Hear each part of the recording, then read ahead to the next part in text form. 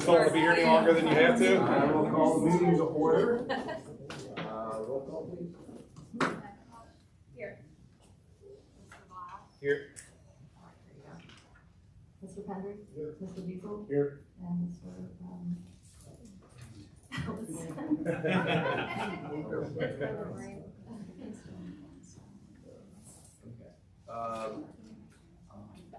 Do the roll call minutes. Entertain motion. Oh, pledge the flag. I'm sorry. Couldn't on that part. Pledge allegiance to the flag of the United States of America, and to the republic for which it stands, one nation, under God, indivisible, with liberty and justice for all. Like I have covered this off.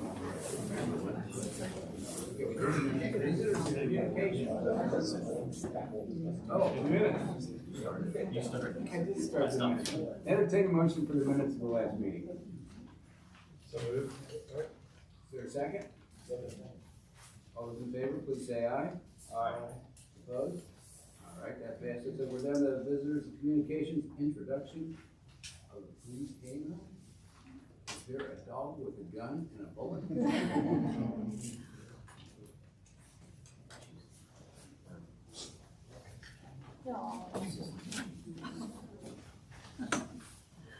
Mayor, Council, thank you for having us tonight. I'm honored to be here on behalf of Chief Kilgore. I'm glad to be here tonight at this meeting. To introduce our newest member to our force here, Bullet, our canine officer. Also, I wanted to introduce Officer TJ French. He's been an officer with Fort Thomas for about 2 years now, right? February of 22. And last year we got things in the works to get a canine started at our police department.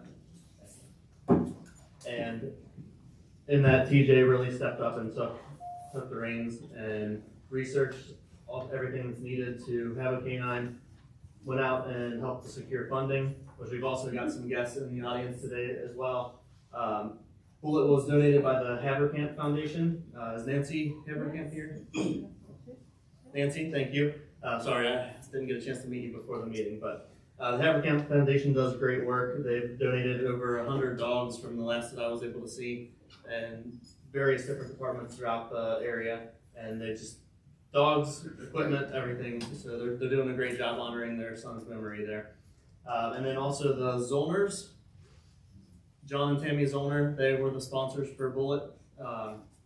Yeah, so we're just very thankful for you guys and for all the help you've provided and helping get this program up and running for us. And I'd like to give TJ a minute or two to kind of tell us about the process of that and tell you about Bullet. Excellent. Thank you, guys. So this is Canine Bullet. He's about 1.5 years old. He's from Hungary. And him and I graduated canine school on January 12th. It was a 4-week class. It was everything from narcotic searches, tracking, article searches, a little bit of obedience. As you can tell, he's pretty wound up right now. But the last 3 weeks since I've been back, we've gotten more obedience going on. We've been doing some extra training out at the Ark, which has been really good for him and me. But I wanted to thank City Council for giving us the green light on this. It was amazing, dream come true for me, and thank our command staff for choosing me. The Haverkamp Foundation, you guys are awesome. The Zollners, thank you very much.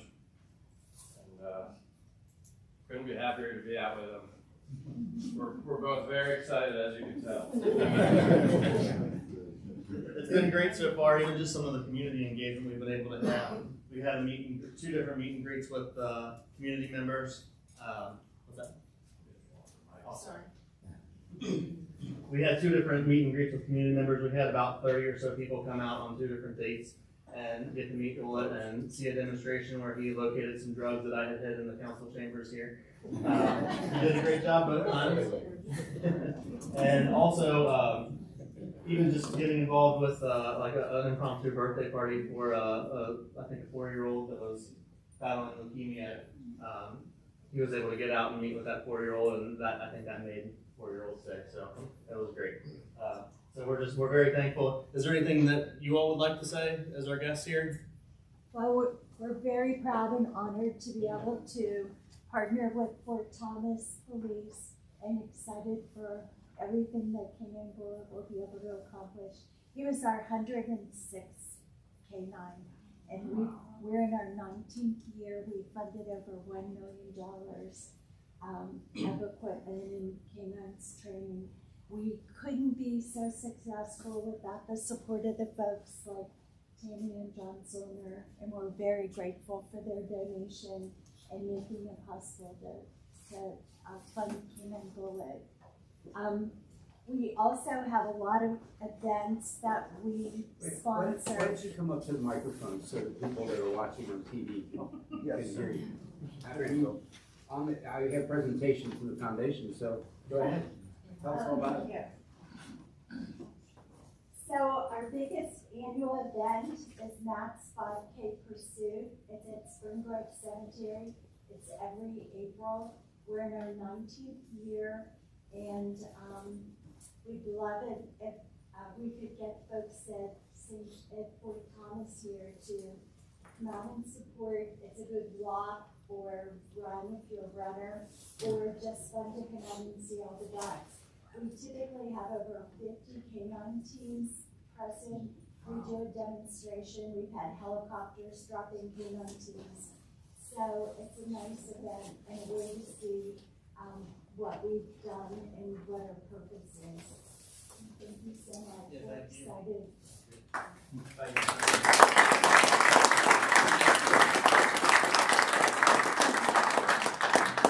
Do you all have any questions of me?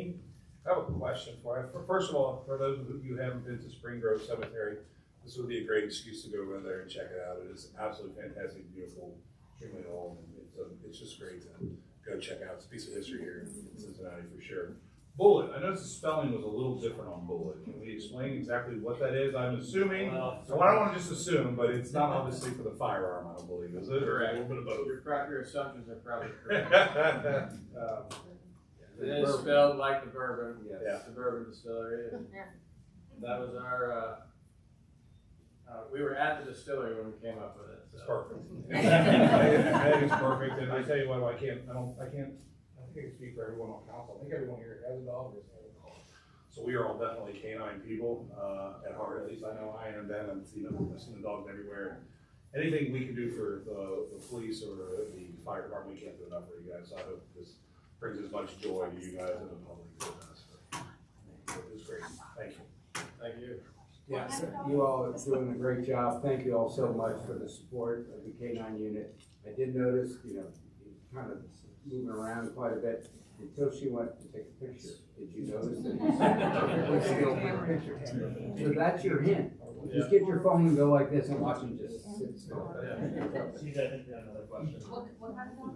He's a German short-haired pointer. Yeah, Jim, that's cool. Yeah. Well, thank you very much. Thank you all. Thank you again. Appreciate it.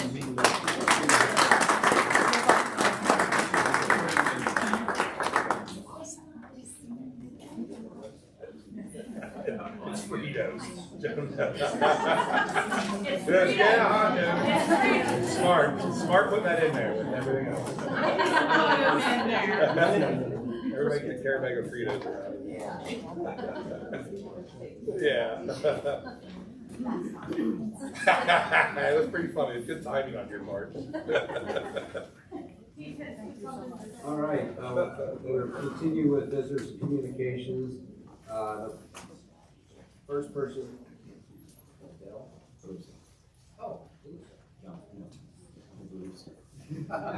John J. Bell. Is that correct? Yes, sir. Yes. If you'd like to ask your question, please step up to the microphone and. You know what, I misunderstood. I thought that was a sign-in. Oh. Well, welcome. Thank you. That's awesome. The rest of the people think it was a sign-in, we can move on with the meeting. Okay, Robert Waldmeyer. We do have a long list and a long meeting tonight, so if everybody could try to keep it to 5 minutes, it'd be great. Thank you.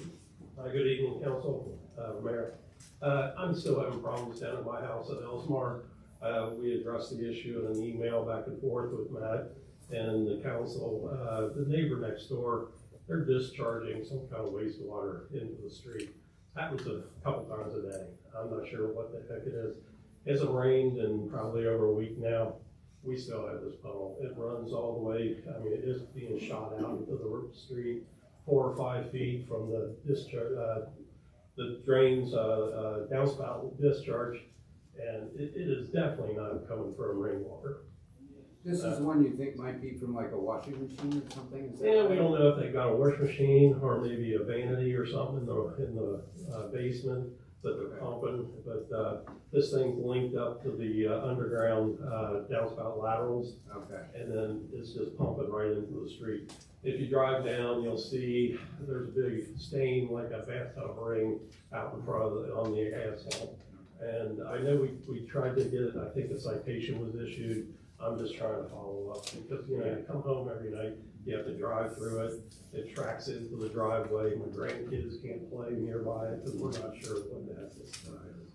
Yeah, I'm sorry, that was over a month ago. I just looked it up here and I haven't followed up since because I haven't heard anything. So, if I can get with. I can speak to it for really quickly. We finally did make contact with the ownership next door. We had a little trouble with that initially, and she did some research. She's not sure what's going on either, to be quite honest. So I think we're gonna have to dig in a little bit deeper. Our next step is actually to contact you to see specifically where this thing is and see if we can trace it back, possibly with some dye or some other things. So we'll be knocking on your door to try and You don't have to figure do it out. that, just come out in the street, you'll walk right through it. Okay. I mean, it's right at the edge of the driveway. And, you know, their house, if you're looking at our house, it's right there on the left-hand side. It comes right out of the downspout lateral. It's definitely not rainwater. I'm not sure what's going on with it. You'll see like an oily substance, sometimes it's sudsy. So, and then in inclement weather, you know, it comes out as an iceberg. And it's hot water at times because it'll melt the snow. There's definitely something attached to it. And I wasn't sure what the timeline was on your citation to make the improvement. I'm just following up that nothing's been done, so. Yeah, I see your email here. Give me till the end of the week and I'll respond. If you don't hear from me from Friday, if you could reach out. Okay. In case something. Okay, I appreciate it. I'll try to get you a better update. All right. Thank you. Thank you. Vicky Fennell.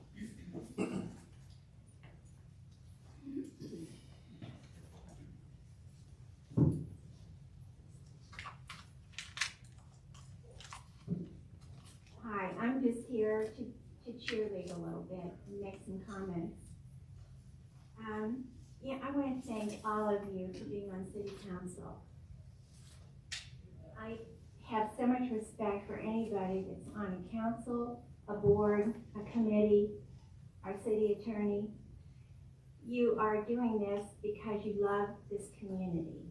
You're not doing it for the pay. We all know that. And we all love this community. We all do, we all care. So many of us were born and raised here. We're raising our families here. And we want to preserve what has given us so much happiness and so much security all these years. You know, everyone cares and wants to work, but not everybody has the time to commit to being on a council or on a board. That doesn't mean that they're not watching, they're not reading, they're not suggesting, they're not going to meetings. They are. They just can't always commit to being on a board. I have a friend that has 5 children in 4 different cities. She would be a great council member, but she does not have the time to commit to it. Does she read, watch, care? Yes. So many people do. And I think we just want to work together. We always want to work together because we all have the same thought, the same goal. We want to preserve what we have here because it gave us so much happiness for all of us through the years. So I just want to say thanks, and I just want to reiterate that a lot of people care and want to be involved. So please don't hesitate to reach out, to call. I think we all have the same goal in mind. Thanks. Thank you. Dennis Pompilio.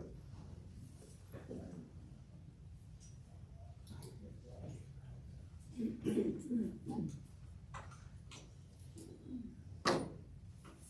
evening. Tom Billy at 40 Kathy Lane. I'm going to follow in Dickie's footsteps. First and foremost, I want to thank the city council, administration, the police, and the fire department. You guys are doing a fantastic job.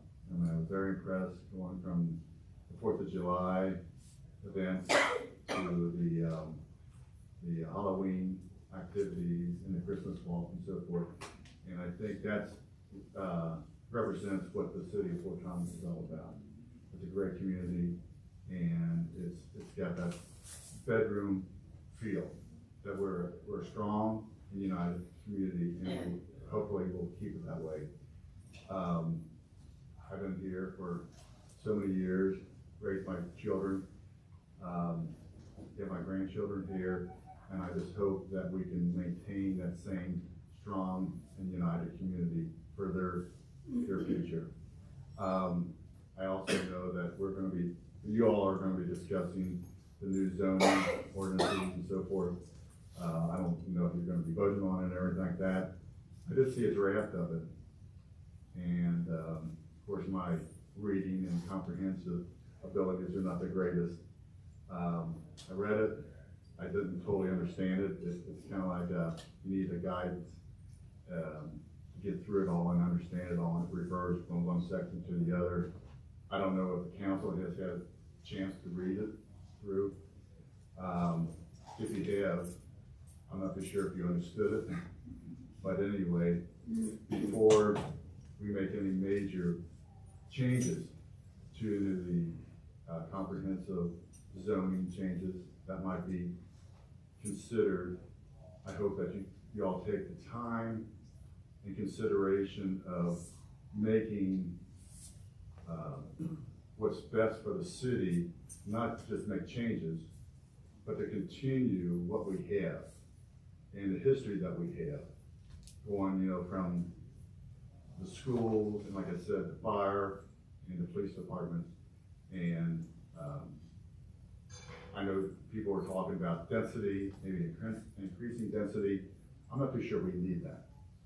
I think we get plenty of population here, and I hate to put any more pressure on our education system, the hospital system, the police and the fire department.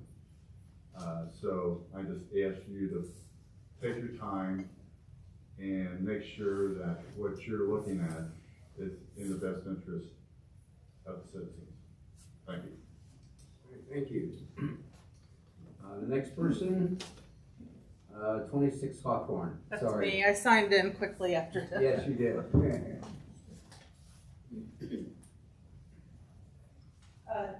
Tiffany Beaver, 26 Hawthorne. I just That doesn't look like that at all. Sorry. I just had a couple requests. One is, we're kind of asked to speak before this meeting happens, and all the meat and potatoes is after we've already spoken. So we don't really get to provide the input that we'd like to provide. Because I don't really know what we're gonna, I have an idea of what we're gonna discuss, but I don't know all the details of what we're gonna discuss. So I'd like to recommend that we have the opportunity to speak after instead of before, because I don't know if that makes a lot of sense to talk before. And then the other request was just, with the community plan and the zoning, I think the unified document, if I'm correct, was 400 some pages. Is that, yes. I know that there's a simpler way for us to put that information together, for us to understand it, but I think I want to agree with something that was said a couple, many meetings ago, and that is, I really think it's time for us to relook at our comprehensive plan and really take into account what we know now, and the times that have changed, and what it is that the residents want. And we understand that we have to modernize and we have to move forward, but how do we do that in a way that works for everybody? Thank you. Paul Kuzi. Yeah, I'll just go on what she said. I just found out about this last night, and so I'm just here to learn, see what the zoning is and the ordinance is. Yeah, just for everybody's, since you might be new, that we have a planning commission meeting where citizens will have to talk to, and we also have meetings after, the day after that citizens are able to come ask questions, and the meeting after the planning commission is more interactive because it's kind of one-on-one with Elisa and everybody, just for your future reference moving forward. I think one is Thursday, correct? Yes. Can I just ask one more thing? Can we take a vote on that at some point about the residents being able to talk after if we have to? This is just an update for both council and the planning commission, just joint, Okay. so that's why it's different today. Okay. But the planning commission, the meetings you're allowed to speak, obviously, and then we had the extra meeting afterwards to let citizens be able to listen to the planning commission, maybe they don't have questions or think about it afterwards. So while it's still fresh, that's why we started that months ago to where we meet at Fort Thomas Coffee and have more one-on-one for the citizens that are more interested in it. But it's not with the planning commission, it's only with the Lisa. I think they're great, but it's only with the Lisa, not Correct. with the planning commission. And we do give feedback and they do take our feedback, but then you see the document and it looks like sometimes maybe. Yeah, all your feedback's probably not gonna be so, included. yeah. Right. Okay, Peggy Maggio.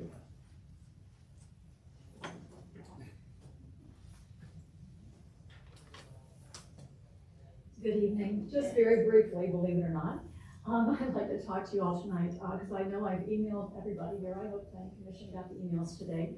But I just want to point out as we go into this process, like I assume this is the final phase of the process that we'll be in, that city government, whether it be Planning Commission, whether it be city council or any board, really is here to have two goals. And the goals are to provide security and quality of life to its citizens. And again, I reiterate, its citizens.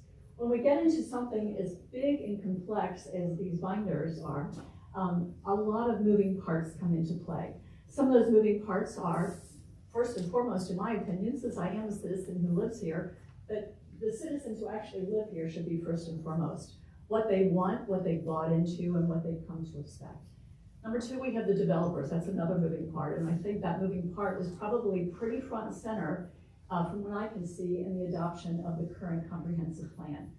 Developers are here to make money. They come and they leave. The building association is very big on mixed use, on coming in and adding to density.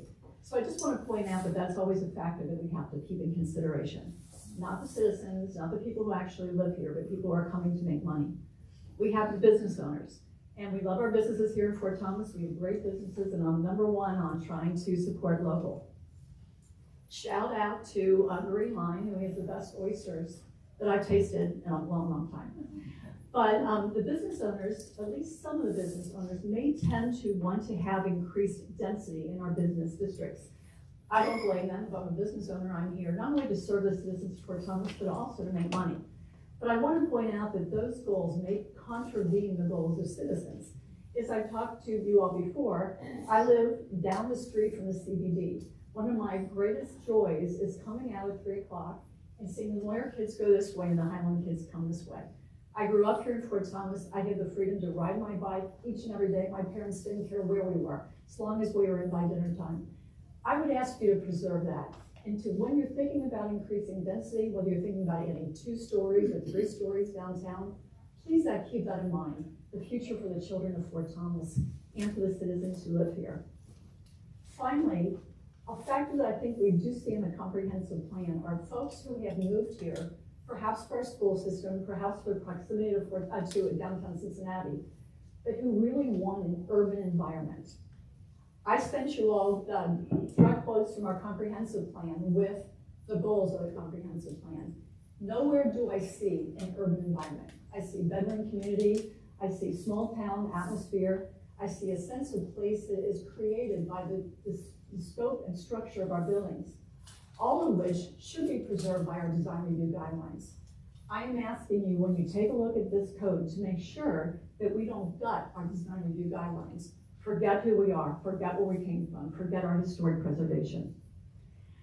In terms of this binder, Matt, in one of his emails to me, characterizes, and I think it's true, is a complete overhaul of what we now have.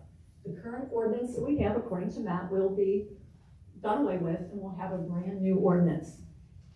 I would like to find out, perhaps if some other cities have done these complete overhauls. Elisa, I would ask you if you could provide us a list of cities in which you have facilitated complete overhauls of zoning codes. Perhaps that might not be the worst idea in the world to talk to some of these cities and see how that went for them with their adaptation, with their implementation, and how that went down the road. Finally, I would like to know how to get a hold of you guys. Right now, the way that we do that, we have to email Melissa, or I think now it's Kevin, and those emails are sent on to you all. So I talked to Tim, and he said, and Tim, correct me if I'm wrong, that it is not improper for us to meet with, when I say us, I mean plain old citizens like Katie Maggio, to meet with members of the Planning Commission. So if we get some clarification on how to do that, how to contact you to make sure it's proper and it's legal to do that, I would really appreciate it. I echo everybody that spoke tonight. Thank you for your service. I know this is lots and lots and lots of your time. I'm looking at this, I can't imagine how much time you guys have spent on it, and I appreciate that time. Thank you. Thank you. All right, Elizabeth Allegrini.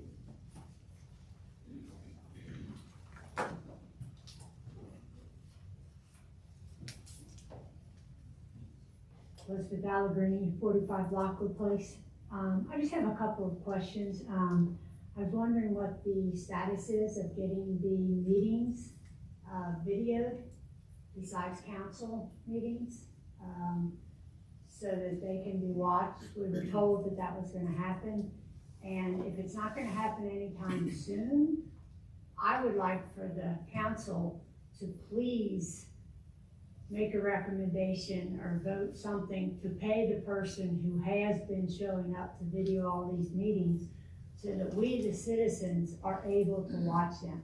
We have a brand new facility, and I'm not quite sure what the challenge is. It's technical challenge. We just got the updated microphones, and that's the next thing. So I know You're not more frustrated than I can. I know some good technical people that we could get up here to probably offer some assistance if you need it with that. And then I know this is Matt's favorite subject. Council has given the green light 3 times now for the pickleball courts at Highland Park. And I know when we spoke in November, Matt, that you said as soon as the weather was breaking, that ground would be broken at Highland Park, and I was just curious if that was still the plan. That is still the plan. We've got construction drawings almost complete on that for Highland Park, and that'll be the next phase. Okay, that's it then. Thanks everybody for your service, and might need some snacks tonight. Some pizzas for you or something. Thanks. Thank you. Before I forget, is there, I know that Sharon Sun comes up here and records all those. Is there a way we can hire him through the city so we can put it on our website? We can talk talk that real about quick. I mean, he's here already, so when it's, it probably couldn't hurt. He spent a lot of time. I'm struggling with the next person on the list. Bonnie, maybe? I don't know. Bernice? 24 Midway Court. Yeah, I Yes. just came to hear and find out what's going on. Okay, welcome. Great, thank you very much. All right. You're not gonna pay. We're moving to reports of officers, fire department monthly report. I'm worried about sitting. Everybody's got a copy of the report. I think everybody's got a copy of the monthly report. If you have any questions, I can answer. But I can. Sounds like Chris is still here. Very engaging. Thank you. Entertained motion. Go to receive and file. Second. All in favor, say aye. Aye. Thank you. Police department report. I also believe you've received 2 of our monthly reports, December and January. I don't have anything additional to add to that. If you have any questions for me, I'm happy to answer them. If not, I'll entertain a motion. Motion to receive and file. All those in favor, say aye. Aye. Opposed? Great, thank you. City administrator's report. Thank you, Mayor. A few, well, more than a few here. things to cover. The reservoir on Memorial Parkway, just so everybody knows, at the end of this week, they will start to clean out there. I don't know if everybody's seen, they're starting to do some construction there. They're starting to make the ramp into it. So that'll be much like the South Reservoirs where they clean them out. That'll be happening now. They're starting to pump out that reservoir. So that's the next project with the Water District, in case you see activity there. The staff is working on the 24-25 budget, reviewing all the items from last year, and we're continuing to make adjustments to the budget and start looking at new ideas here for this next year. One thing I did want to bring up with K-9 Bullet, and this is very common with both, especially the fire department and the police department for these grants. Although council fully funds a lot of this stuff, because you guys fully funded the K-9, they still went out and sought funds to pay for it. So council understands that happens all the time. We always fund it just in case, but they are both departments are phenomenal. Even though you guys funded, it'd be easy for them not to do that, right? They saw you guys funded and they just go and buy it, but they are still trying to obtain grants. So I just kind of, we're coming into our next budget, just acknowledge that even though it's added to your guys' budget, they are always looking. I mean, we've got hundreds of thousands of grants just this year alone between both departments, and it's really appreciated from the administration, and I know council and the mayor appreciate it as well, but I just wanted to point that out, that happens all the time. So still thank you for funding it, even though they were able to get the funding for it as well. Tower Park Playground, we're running into some delays that is pushing us towards the end of June now, which is not making me comfortable. We are working with Mid-States right now to try to see if we can speed that up to get that project moving quicker. But they have made a lot of progress there. The weather and finding an extra foundation has been slowing them down a little bit. The school track program up at Tower, that phase one is ongoing right now. We still have a lot to do with it, including doing some sewer realignments. But Superintendent Brian Robinson and myself went down to Frankfurt last week to try to secure $5 million in the next biannual budget for the state. In case anybody hears about that, we're trying to get that included there just to help the school get some state funding for that program. So that's still in full swing, which you can see if you're driving through there. Route 8. Contractor is currently working on cross culverts, ditching and cribbing. That project has a completion date of June 30th. It could be sooner, but they are on track, just so council knows, and most people don't go down there, which is good right now while they're working, but that project is moving forward and it's looking pretty good. Pending anyone's questions, that's all I have. I have a question about the reservoir around Military Parkway.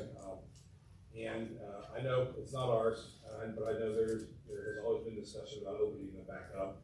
And I know you've run into some hurdles. It seems like we take 2 steps forward and 3 steps back due to traffic and everything. I just wonder if there's any update on that. I know people want to hear it, but I know that it's tough. You're talking about the south? The south yeah, but that's anymore. I meant military. Right, yeah. Military, okay, yeah. Right. I am working with Lindsay on that, the CEO of the Water District. The more we're looking into this, the more challenging it's become, because not only does City Council have to approve funding to do the trail, where Water District boards also has to approve, unescorted people to be in their property. But in addition to that, now that we've dug a little deeper, the state has to approve it and the federal government has to approve people unescorted in their facility, which I think is going to be a big challenge. So we've worked on the plan. The cost is around $300,000 is what I'm conservatively thinking, because there are going to need to be some new fencing and everything added there just to keep the citizens moving. So we're still in discussions with them. It's going to come to a point. Probably I'm gonna have that included in the budget for discussion if council thinks that amount of money is worth moving forward, and if it is, we'll take it to the next level. But before both, well, mainly the Water District Board kind of approves that, and then we have to go through its next approval. I just want to make sure council is willing to fund a project like that. So I'll have that full project to discuss during the budget time. Cool, thank you. I know I've mentioned to you before, and I don't know how many people want to get asked, but it still comes up on occasion. So I just want people to fully understand what you've had to deal with to get that back in line. It seems simple, but it's real. It's obviously there's several layers to it with some cost down involved. And I love working with the federal government to get their approval on things. Quick, right? It's so easy. Well, thank you for that. Okay, we're down to old business, zoning ordinance update presentation. Take it away. Good evening. I am Lisa Duffy Rogers with CT Consultants, and here with me is Frank Tweepus, also from CT. Thank you so much for having us and holding this joint meeting with the Planning Commission and City Council so that we can discuss two policy issues relating to updating the zoning ordinance. Tonight, we will briefly review the zoning ordinance update process and where we are in that process. We will discuss the community engagement sessions that began in January of 2023. We will briefly review the goal for tonight's meeting, and then we'll also talk for a few minutes about what zoning can actually do. We will discuss continuing to allow mixed uses along Alexandria Pike and consider the future of Midway Court in the context of this zoning ordinance update, and end with next steps. As most of you know, I view these presentations as a discussion, so please interrupt to ask questions or to add to the conversation. So the zoning and subdivision ordinance update process is progressing in roughly 4 phases. The first phase included an analysis of existing conditions, as well as a thorough examination of both the existing zoning ordinance and the existing subdivision ordinance. At the end of that phase, we produced a diagnostic report of our findings and recommendations, and that is available on the city's website. During phase 2, we created the revised regulations, and the major changes from your current code were fleshed out. We concluded phase 2 in September of 2023. All of the phase 3 drafts were compiled into a single document and is also available on the city's website. This phase 2 draft shows how the updated regulations differ from your current existing regulations. In that draft, anything that was deleted is struck out. Anything that was added is in bold and underlined. So if you get a copy of that, you can see exactly the changes from your current regulations to what's being proposed. One quick clarification, obviously the phase 2 document that's there will show what's currently proposed in phase 3 on the phase 2 document, as track changes. Correct, it will track changes from your existing regulations. And that's also on the city's website, correct, Kevin? Yes, phase 2 and phase 3 are later on. Yeah. And so because during phase 2, we did each thing piecemeal. So they were getting the planning commission was getting drafts every month, but there was not a complete document. As a part of the phase 3, we thought it would be very helpful to see all of those phase 2 documents in one place. So we created one large PDF, so you can see all of those changes tracked. The phase 3 doesn't show the differences from the current. Correct. It just shows the differences from phase 2. Correct. So you have to look at the differences that are changed from phase 2 to phase 3. So it's 2 documents you have to look at to get back to the differences of what it is original. So they're not, believe it or not, there's not a huge amount of change between 2 and 3. But yes, 2 is the one that shows you all of the changes from your existing code, and then 3 just tracks the changes from phase 2. And we did that intentionally because we wanted everyone to be able to clearly see what had changed from what the Planning Commission originally discussed. So that's why it was done that way. But yes, you do have to look at both documents if you really want to delve into exactly what's being changed. On January 11th, we provided a draft of all the proposed changes, and then we anticipate a draft of the new zoning map beginning in March. And as we've said, the phase 3 draft is available on the website and tracks the changes from phase 2. Phase 4 includes the adoption of the zoning ordinance and UDO and the map. Right now, we're currently in phase 3, which we hope will end in April. Is phase 3 the final phase? No, phase 4 is. Phase 4 is the final phase. So are you currently finishing up phase 3? No, we won't finish phase 3 until April. Okay, so a couple months, right? Correct.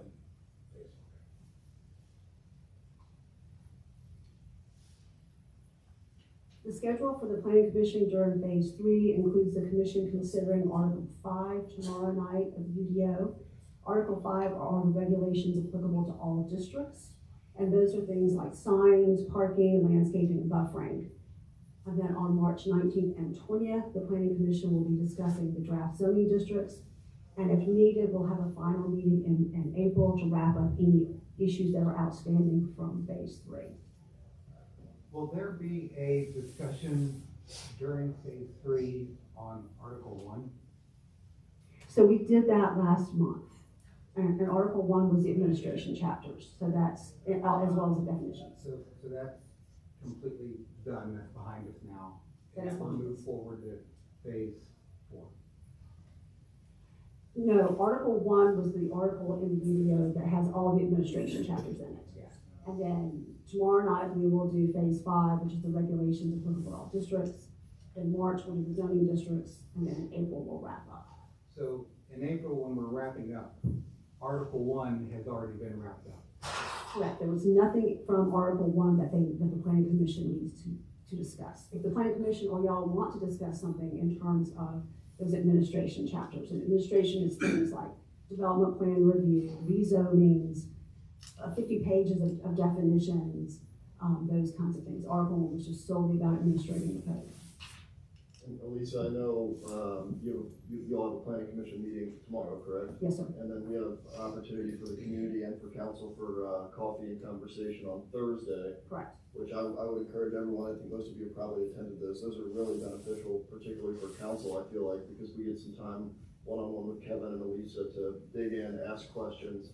And I just want to make sure those opportunities, I'm sure they are, but we'll have those again in March to discuss Article 3, correct? Yes. And then likely again in April, once the quote-unquote wrap-up portion, where we'll have an opportunity to potentially bring up any issues, outstanding or questions that we hear from the community. Right now, we're not scheduled to do the sessions in April at Fort Thomas Coffee. Certainly, we think that if we need to. Okay. But we are scheduled to have them this week and then again in March. So as the councilperson was just saying, since January of 2023, we've been holding these open coffee and conversation sessions at Fort Thomas Coffee. They are held the Thursday morning and Thursday evening after the Planning Commission meets. The sessions are designed to allow community members to drop in, ask questions, comment on what they heard at the Planning Commission, and provide comments on any of the things that the Planning Commission discussed the night before. We average about 10 to 12 or so attendees across both sessions. The session in the morning runs from 10 to 11:45, the one in the evening from 6 to 8. And these coffee and conversation sessions have given me the opportunity to hear many of the community's concerns, and they've also given me the opportunity to have conversations about what community members value in their community. So why do we gather here this evening? Our goal tonight is to facilitate a conversation between the City Council and the Planning Commission on a path forward on only 2 policy decisions. First, we will discuss residential uses over non-residential uses along Alexandria Pike. And then we will discuss the future of Midway Court as it relates to this zoning ordinance update. In many ways, the discussion that we have tonight about Midway Court is just the beginning of that conversation. More than likely, there'll need to be additional deliberations and conversations and discussions in the future that encompass a whole lot more than just zoning. Things like engineering and other considerations that really do think about the future of Midway Court. So I say all of that to say to you, we are just thinking about the future of Midway Court in the context of this zoning ordinance update. So the decisions that y'all make tonight are just the first step in the process and don't necessarily bind you for anything in the future. So previously we've talked about exactly what can be regulated during zoning tools. I don't want to go back through that, but I do want to take a very quick recap. During those discussions, I mentioned that zoning is a blunt tool, both because of the limitations placed on you by the state and the federal government, but also because we can only fine-tune the standards so much. We can generally regulate land use and lot characteristics like lot width. We can dictate where a building must go on a lot, using regulations for minimum and maximum setbacks. We could even regulate how a street facade looks to a certain degree. By mandating a certain amount of transparency or windows on the front facade, we can regulate how long the building has to be. We can do all of those things, but again, Those are the types of things we can regulate, which only go so far. Zoning is a blunt tool. But I do want to point out to you that it is the interplay of all of those regulations that design a site and establish the character of a place or zoning district. So while it seems like there's just a whole lot of minute details, those minute details really do create place and are very important, and why we're being so incredibly intentional about all of this. So we'll start with Alexandria Pike. The essential question is, should we permit residential uses over non-residential uses? And to give us some context, I'm going to review the existing conditions along Alexandria Pike from the Southern Corporation boundary all the way to I-471. And y'all and I have all been together doing this long enough to know that this is how I do it always. I'm going to set the stage and tell you what's out there. Today, Alexandria Pike has pockets of single-family detached dwellings fronting on Alexandria Pike, as well as subdivisions that branch off US 27.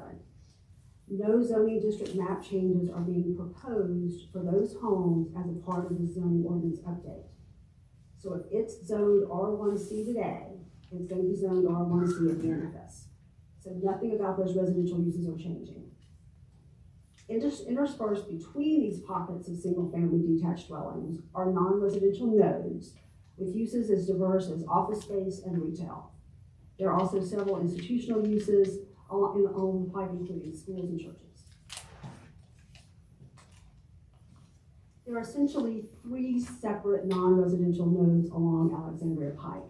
Starting at the southern end, the area that is around Hollywood Drive stretches all the way up to Pleasant Avenue. That's one node. Further north, there's a cluster of non-residential uses from Woodfield Avenue to Blossom Lane. The third area starts just beyond the Northern Kentucky Water District property and stretches to I-471. In these 3 non-residential areas, there are 4 different zoning districts. In the general commercial district, office and retail uses are permitted, and the zoning ordinance was amended in 2019 to permit residential uses over non-residential uses, provided that the floor space for the residential uses does not exceed a ratio of 2 to 1 of the other permitted uses in the structure. The professional office district permits general and medical office as well as residential uses over non-residential uses, provided again that the ratio of 2 to 1 is maintained. You say this was adopted in 2019, is that correct? No, the amendment for the general commercial allowing residential over non-residential was done in 2019. For the professional office, it was in your code when it was redone in 2012 for the general office. So in those 2 zoning districts, you already permit residential over non-residential. The industrial park district permits manufacturing uses that manufacture things like food and beverage products, furniture and textiles. Warehousing uses are allowed, as well as laboratories and research and development types of uses. The highway commercial district permits automotive service and repair, indoor recreational uses like bowling alleys and skating rinks, as well as motels and hotels. And this district only exists in the city right at I-471. So in the southernmost commercial area, the non-residential parcels are currently zoned professional office and general commercial. Because there are 2 zoning districts in this really small area, there is no continuity of development or setback standards, which can result in a confusion in the built environment, especially in such a small area. So you have 2 zoning districts just right there. In this southern commercial area, the existing uses include the office building and a former grocery store, the small office buildings on Hollywood, and in some cases, homes turned into commercial spaces. You also have Safe Ship, a gas station, and additional small office buildings. In the other 2 non-residential areas, there's a cluster of professional offices, professional office zoning between South Fort Thomas and Blossom Lane. And on the other side of Alexandria Pike, the parcels are zoned light industrial, general commercial, and highway commercial. Pictured are a few photos of the office uses between South Fort Thomas and Blossom Lane, as well as the one site currently zoned light industrial park, which currently houses Marsh Building Products as well as a CrossFit studio. And then you have the retail use just before you get to I-471, which is the liquor barn.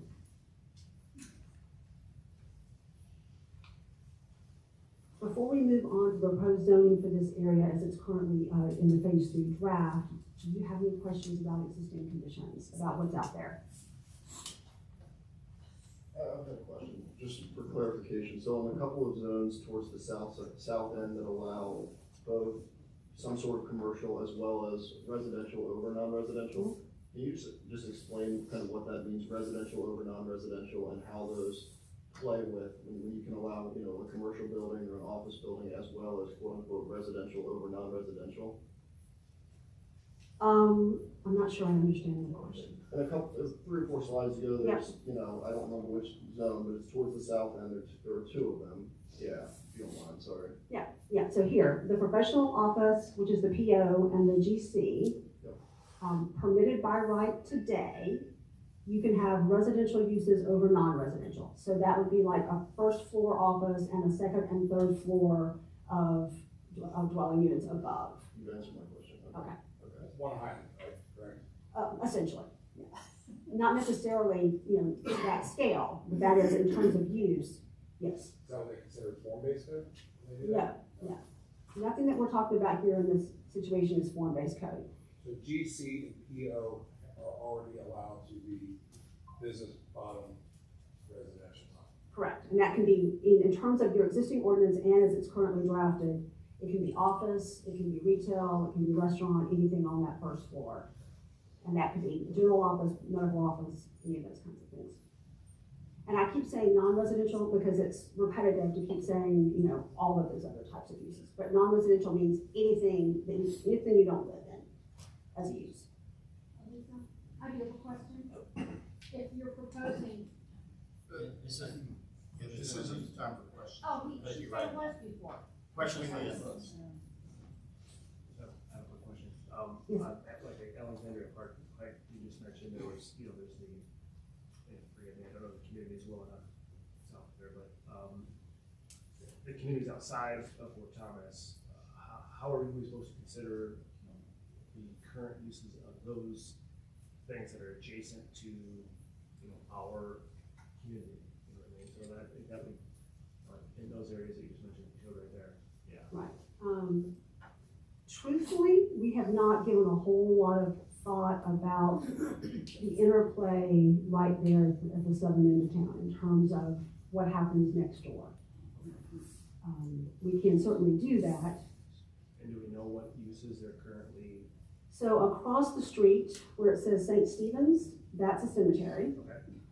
And then I don't remember. Oh, Thomas Heights. And Thomas Heights is part of Fort Thomas and part of Highland Heights. So that's where Fort Thomas ends. Yes. Yes, so that would be and then there's the bridge. There's the interstate that Right. creates a separation. Yeah, separates it. And there's a small veterans park For Highland Heights. Yeah, on the west side. Yeah, right by the Right by the cemetery. Small, which will never be changed.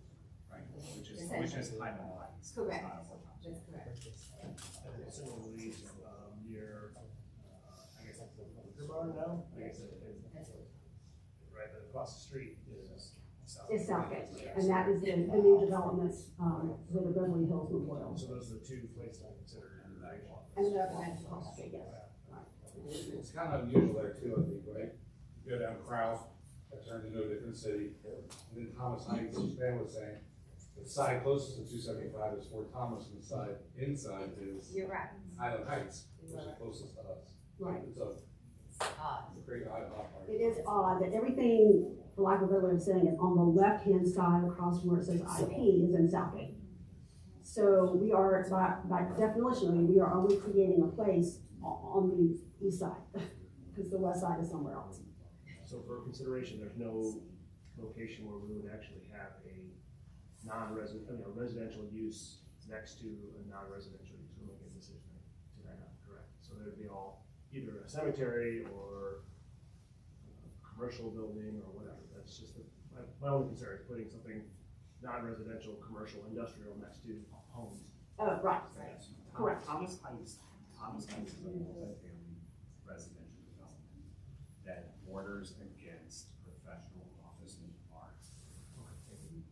And then if you're talking about that, so if you look, I think we have to be concerned with Hawthorne too, right? Because that butts up against Hawthorne, right? Correct, so we have. Going the wrong way. Right across from Shell Station. So keep in mind that if you look at Hollywoods, you already have the situation you're describing. You have professional office, cheap by jowl, it's residential, right there. And that exists today. As you head down the Hollywoods, portions of it are zoned R3, which are multifamily. And then as you get further east, it becomes single family as well as duplexes. But yes, you do have it cheap by jowl there already. You also have it further, if you look where it says R3, that's currently a mixture of single family and small multifamily next to Safe Ship. So you have some of that already happening. No, I just wanted, Okay. yeah, I wasn't worried about necessarily what our zoning would be, but necessarily to the communities next to us. Okay. Yeah, well, their impact beyond them. I know we're gonna take care of our people, I want to make Yes. sure we're taking care of our neighbors. But the other thing we should point out into that is that, oops, I'm going the wrong direction, is here at Blossom, where you see the, where it says PO and R3, that's essentially Blossom. And that is the country club. And so there, potentially, where that PO is now, there's a brand new office building. But theoretically, you could, at some point in time in the future, if this goes through, that could be torn down, redeveloped, and it would be residential or non-residential. Currently. Oh, currently it can. I thought, okay, I understood what you said. I said that there's a new office building there, but currently as the zoning ordinance is drafted, when they built that professional office building, they could have put dwelling units over those offices had they chosen to do so under your current zoning.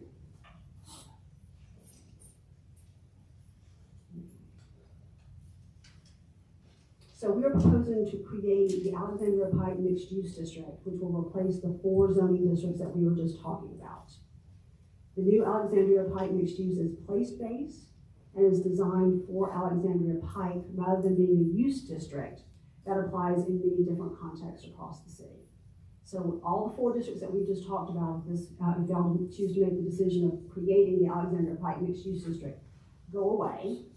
And this would be a mixed-use district specifically for Alexandria Pike. So we are proposing 2 sub-zoning districts that have the same permitted uses, such as various office and retail, but different development standards that respond to the different topography and different development patterns that exist along the corridor today. Where we just were down in Hollywoods is relatively flat.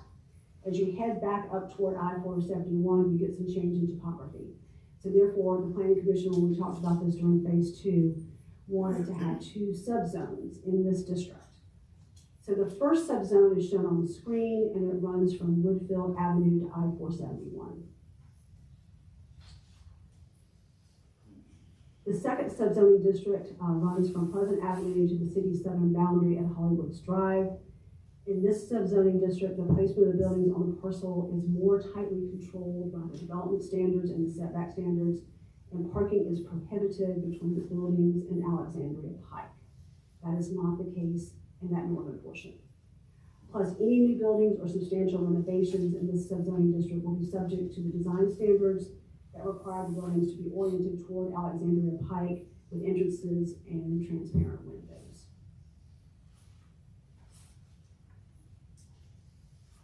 When we first began discussing permitting residential uses over non-residential, several stakeholders asked us exactly how many units could a typical site accommodate. So we took the site today that has the engineering offices in the former grocery store, and then we also took the Safe Ship next door and did just a very back of the envelope kind of site plan that you see on the screen. And we used the relevant zoning standards in the zoning ordinance that's proposed, as well as the Alexandria Pike mixed use subzoning district standards. We worked with the existing constraints on the site. Those include the shape of the parcel, which is irregular, and the location of the entrances and the exits. We did that because you are a built-out city, and because of that, anybody who redevelops is going to face constraints. And two of the most typical ones in your community are going to be odd-shaped lots. You have a lot of them. And then anytime you are dealing with ingress and egress, it's always better to keep your existing places of entrance, especially on something like US 27. So those are the two constraints that we recognize for this site. Given the proposed zoning district, what would be permitted on this site would be a 3-story building with first floor non-residential and 2 floors of multifamily above. Given the development standards, the parking standards, and those kinds of things, what would be permitted on this site would be 26 one-bedroom units and 26 two-bedroom units, with approximately 32,500 square feet of non-residential on the first floor. So for the, and it's a 3.6 acre site by the time you use the engineering, building, and safe shed. So this will give you an idea, and this is one of the largest sites along the pike for this to happen. This is the other reason we chose this site. So that's with current standards or with the standards you're looking at? So this would be for the Alexandria Pike Mixed Use District, Sub-District 1 standards. Now, I love that you did this, thank you. I think Andy was the first person to bring this up, to figure out how many actual residents and square footage we would be. I think it's an excellent question, so thank you for this slide. Now, I'm curious as to what variations, what boards can give to this to add more to it. I mean, who can be allowed to change this, say if they want height restriction, to waive the height restrictions, parking spots, and add more units? Who gets that power? So two separate powers. What would happen in terms of varying the height? Height, parking, anything. Right, so in terms of varying the height, the only board that can do that is the Board of Adjustment. Okay. And the Commonwealth of Kentucky requires the city to do that. There is no way that you can get away from allowing the Board of Adjustment to make those kinds of variances. In terms of parking, as the ordinance is currently drafted, that would be the Planning Commission. They could potentially grant a waiver. Your current ordinance allows parking waivers in the Central Business District as well as any other number of variances, of waivers. And just as a point of information, the Professional Office District today says the Planning Commission can grant a waiver for maximum height. That's in your current ordinance. But under the proposed UDO, the Planning Commission could have fewer parking spaces, those kinds of things. So it depends on the nature of the waiver or the variance in terms of who has the ability to do so. But the Commonwealth of Kentucky through KRS 100 does say any dimensional standard, whether it is setback, height, lot coverage, any of those kinds of things, you have to allow the Board of Adjustment the opportunity. You have to allow a developer the opportunity to go to the Board of Adjustment for those things. How does an underground garage affect the capability of them to build out and build more and more units? If they chose, they certainly could do underground parking, but they would still be constrained by the maximum height, which is being maintained as your current maximum height of 50 feet. But that would allow them more available space up top to add more units. Theoretically, they could.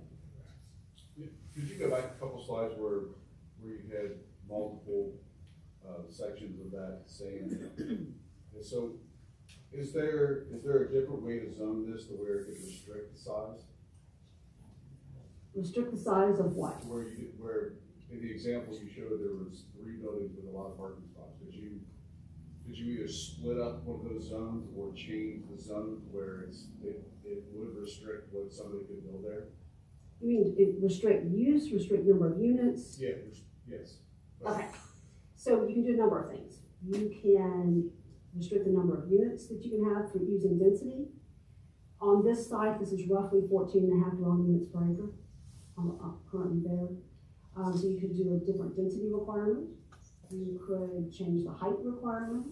Or any number of things you can do. Can we do that all inside this same zoning? Yes. Label? But we can, so if it's zoned a certain way, we can then add labels inside that zone to restrict? Yes. And because there are 2 sub-zoning districts, you can even do it by each sub-zoning district.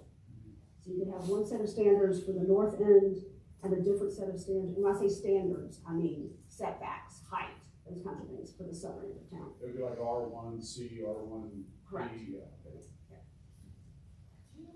Like for an example of a density requirement, like how would that read? Or do you have an example? You could just simply say 14 and a half dwelling units per acre. It's pretty much that simple. Okay. Or you can do what your current ordinance does, and in fact, I'll just move to the next example. So your current ordinance basically says for the density in your R3 district, you have to have 8,000 square feet for the first 4 units and 4,000 square feet for every unit thereafter. And so we did this conceptual example that showed you under your current R3 standards what could go on this site.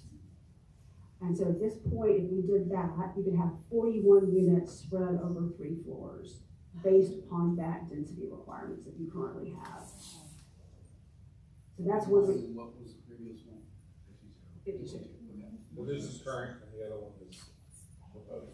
Well, this is basically current, yes. This is for the R3 district. Your existing R3 district density standards are unreadable.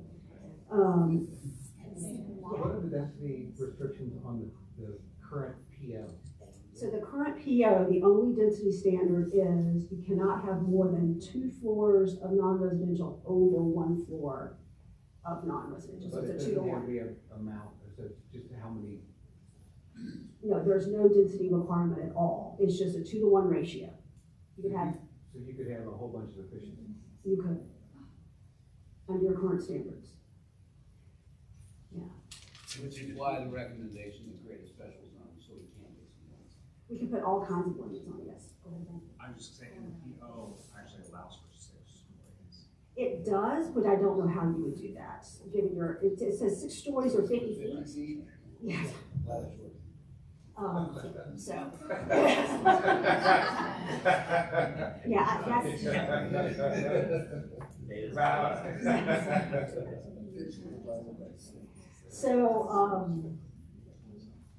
So yes, so we have 2 different decisions that we can make here.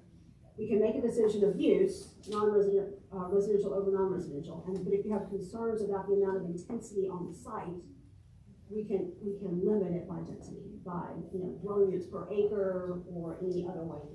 Same ratio you have now, any of those kinds of things. I'm sorry, Lauren. Well, yeah, so I know we're talking about this part on the, for example, down by like Liquor Barn, there's that large lot that's currently residential, and maybe I'm jumping the gun here, but, it's a large parcel of land. Yeah. It's R1D. That's R1D, and there's no proposal to change that. Okay. So up that further north, the only parcels that would be available to do something different would be where Marsh Products is. Then the Liquor Barn parcel between the Liquor Barn and I-471 that I think must be owned by the Transportation Cabinet. It's technically today zoned highway commercial. I've just got a lot of questions on that particular parcel of land. But in theory, they could do like they did on Captain Court and build a subdivision back there. So I'll be honest with you, Jay, I'm not that familiar with that piece of land, but what I will tell you is that we are not proposing to change any of the residential districts. Anything that's zoned R1D today is going to be R1D in the future. But I will always tell you that a landowner can come in and request a rezoning. And so that is always another safety valve that is required to you by KRS 100. But if you want to talk more about that piece of land at a different time, I'm happy to do that. I think Matt also, during the last city council, I brought that up in the last city council. Fort Thomas, the Fort Thomas City Council It was that joint meeting. The joint meeting, yeah, and I brought it up before because I was concerned with that as well. Matt actually corrected me because I had it zoned improperly and he has all the information. They can't, It's about, the max would be 10 houses is what I'm estimating. Because the topography, the density, and it's 13 acres right there. But, I mean, 10 houses back there would be. And I think it's zoned for a third of an acre or stuff like that. So right, it's zoned for a third of an acre per lot. So it'd be pretty tough to put a subdivision back there. It's most likely gonna be like 5 houses. Cause I'm just looking at Catsy Court, I know 2 families moving in, that family 7 kids, so it's like. Yeah, the topography at Catsy Court is much better. The other one's just a big valley. So Just a it would quick be- answer to your it would be question. a very I didn't say, nice- sir, I didn't say, no, don't. And I'll send you this email, actually, Lauren. I'll share it all. Maybe because I live back there, that's why I get a lot of those questions, but I do get a We lot, all, so. that works for all of us.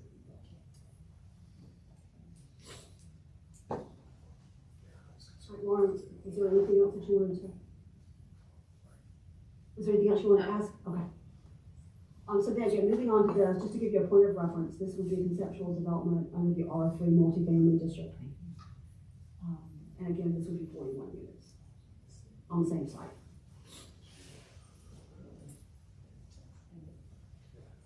So before we turn to our essential question, any other comments or questions about those 2 sites or the existing conditions?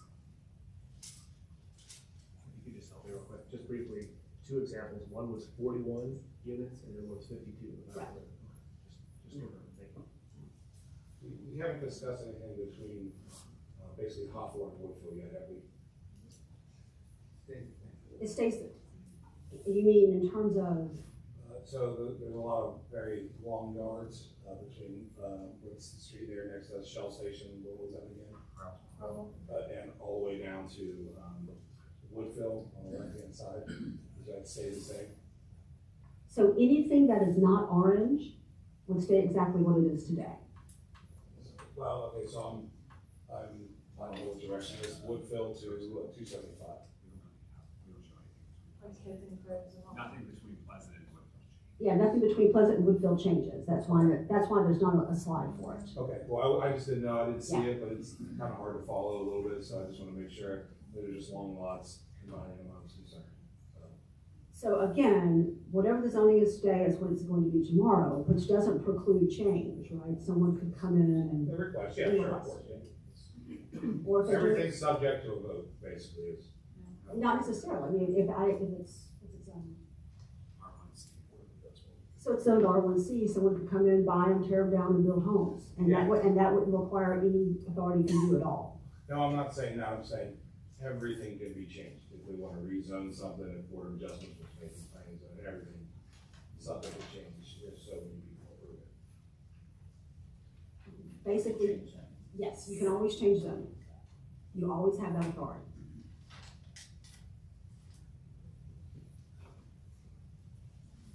You just need to keep in mind that if a developer would come in and meets the zoning requirements, there's really nothing you can do to deny. Sure.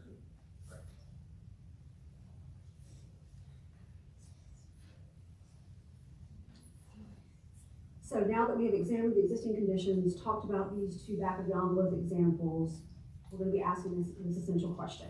Should residential uses be permitted over non-residential? As we've talked about a lot, your current zoning districts for general commercial and professional office already allow residential over non-residential with that ratio of 2-to-1. Without a limit on the number of units, correct. It's just that ratio. And I don't know, truthfully, I don't know where that ratio came from. And I don't know what the policy choice was to do it that way instead of density dwelling units per acre or whatever else. That's what is pretty common in the code. To help us answer the essential questions, here are a few questions to help direct the discussion.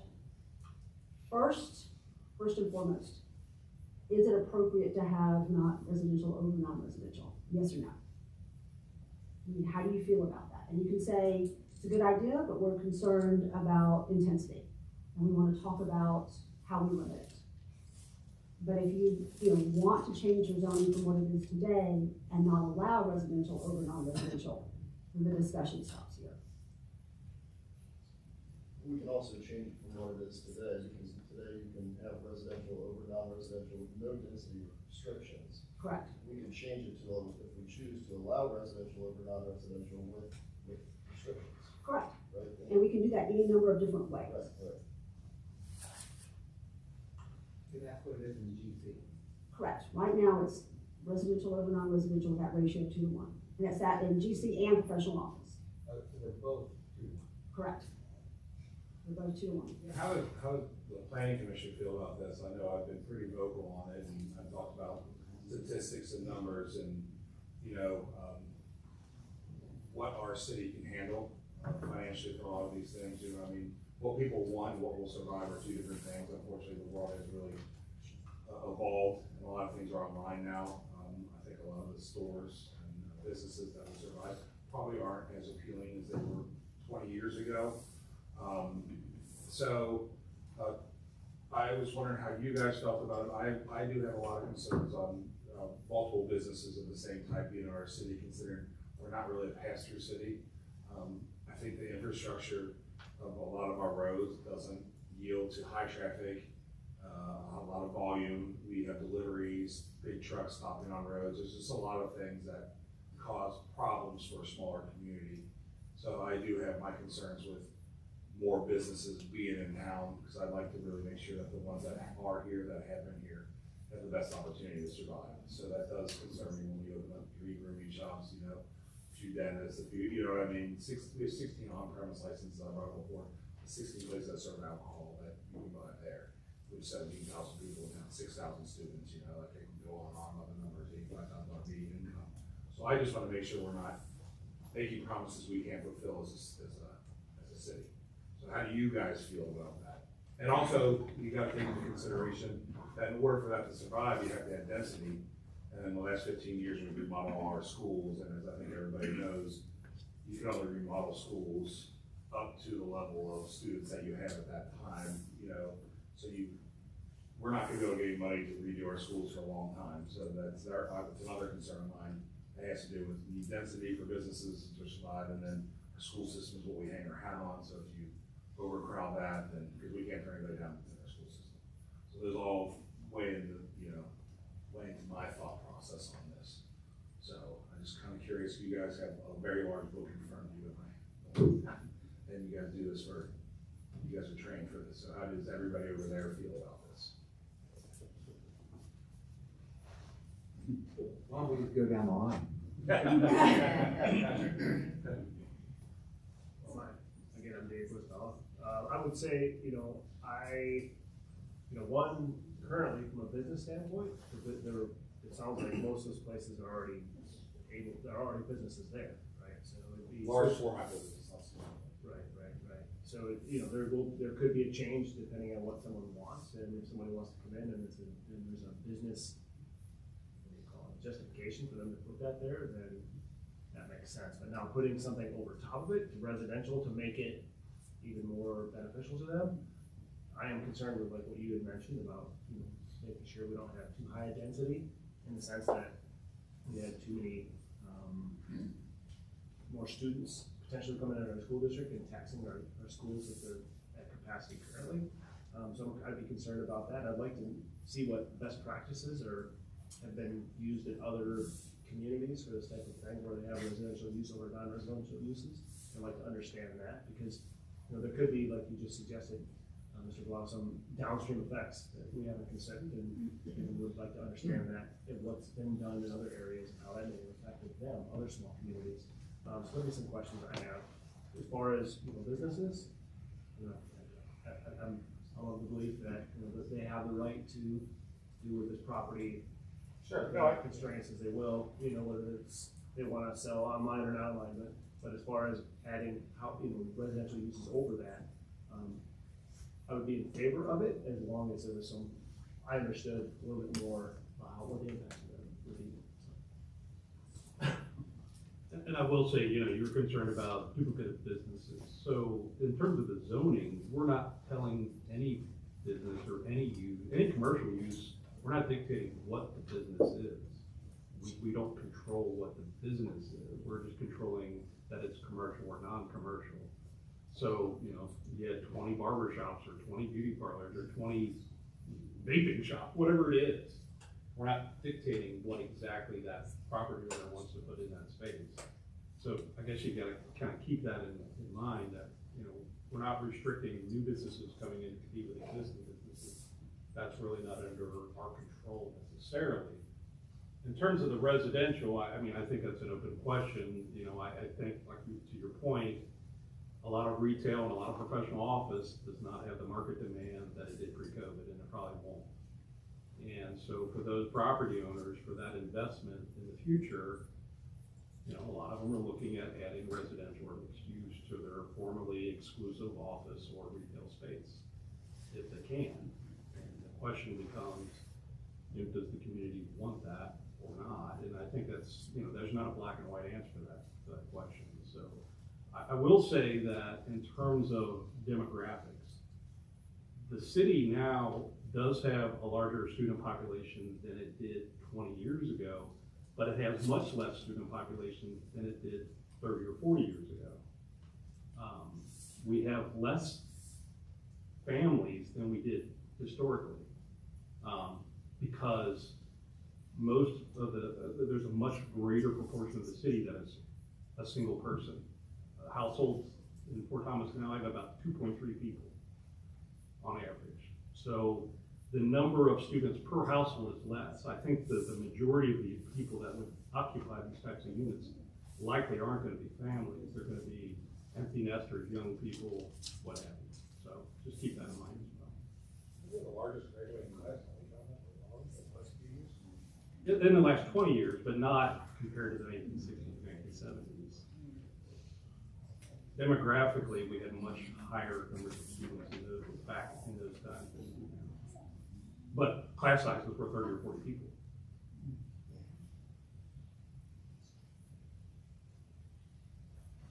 You know, when it comes, just so you know, when I think of businesses and what makes these types of buildings attractive is not the businesses that are currently probably in those environments, maybe the liquor store. You know, other than that, and that's when I talk about businesses, I don't mean to control anything that comes in here. I just want to give everybody the best chance to survive, right? If you take the chance, that's your opportunity to gamble with, you know. But as far as making these buildings attractive to the type of people that would be in there, it probably is more along the lines of what we have in the middle of town, with, you know, the coffee shops and the barbers and restaurants and stuff like that. So versus, I mean, they can do whatever they want, as you guys said. I would never stop anybody from coming in here, but just trying to make sure that when they do come to our city, that we're not overselling it. We say that they have the best opportunity to survive. That's my thought process on it, you know. So obviously not everybody do it. A lot of online stuff too that can work in a hole with black windows that kills it.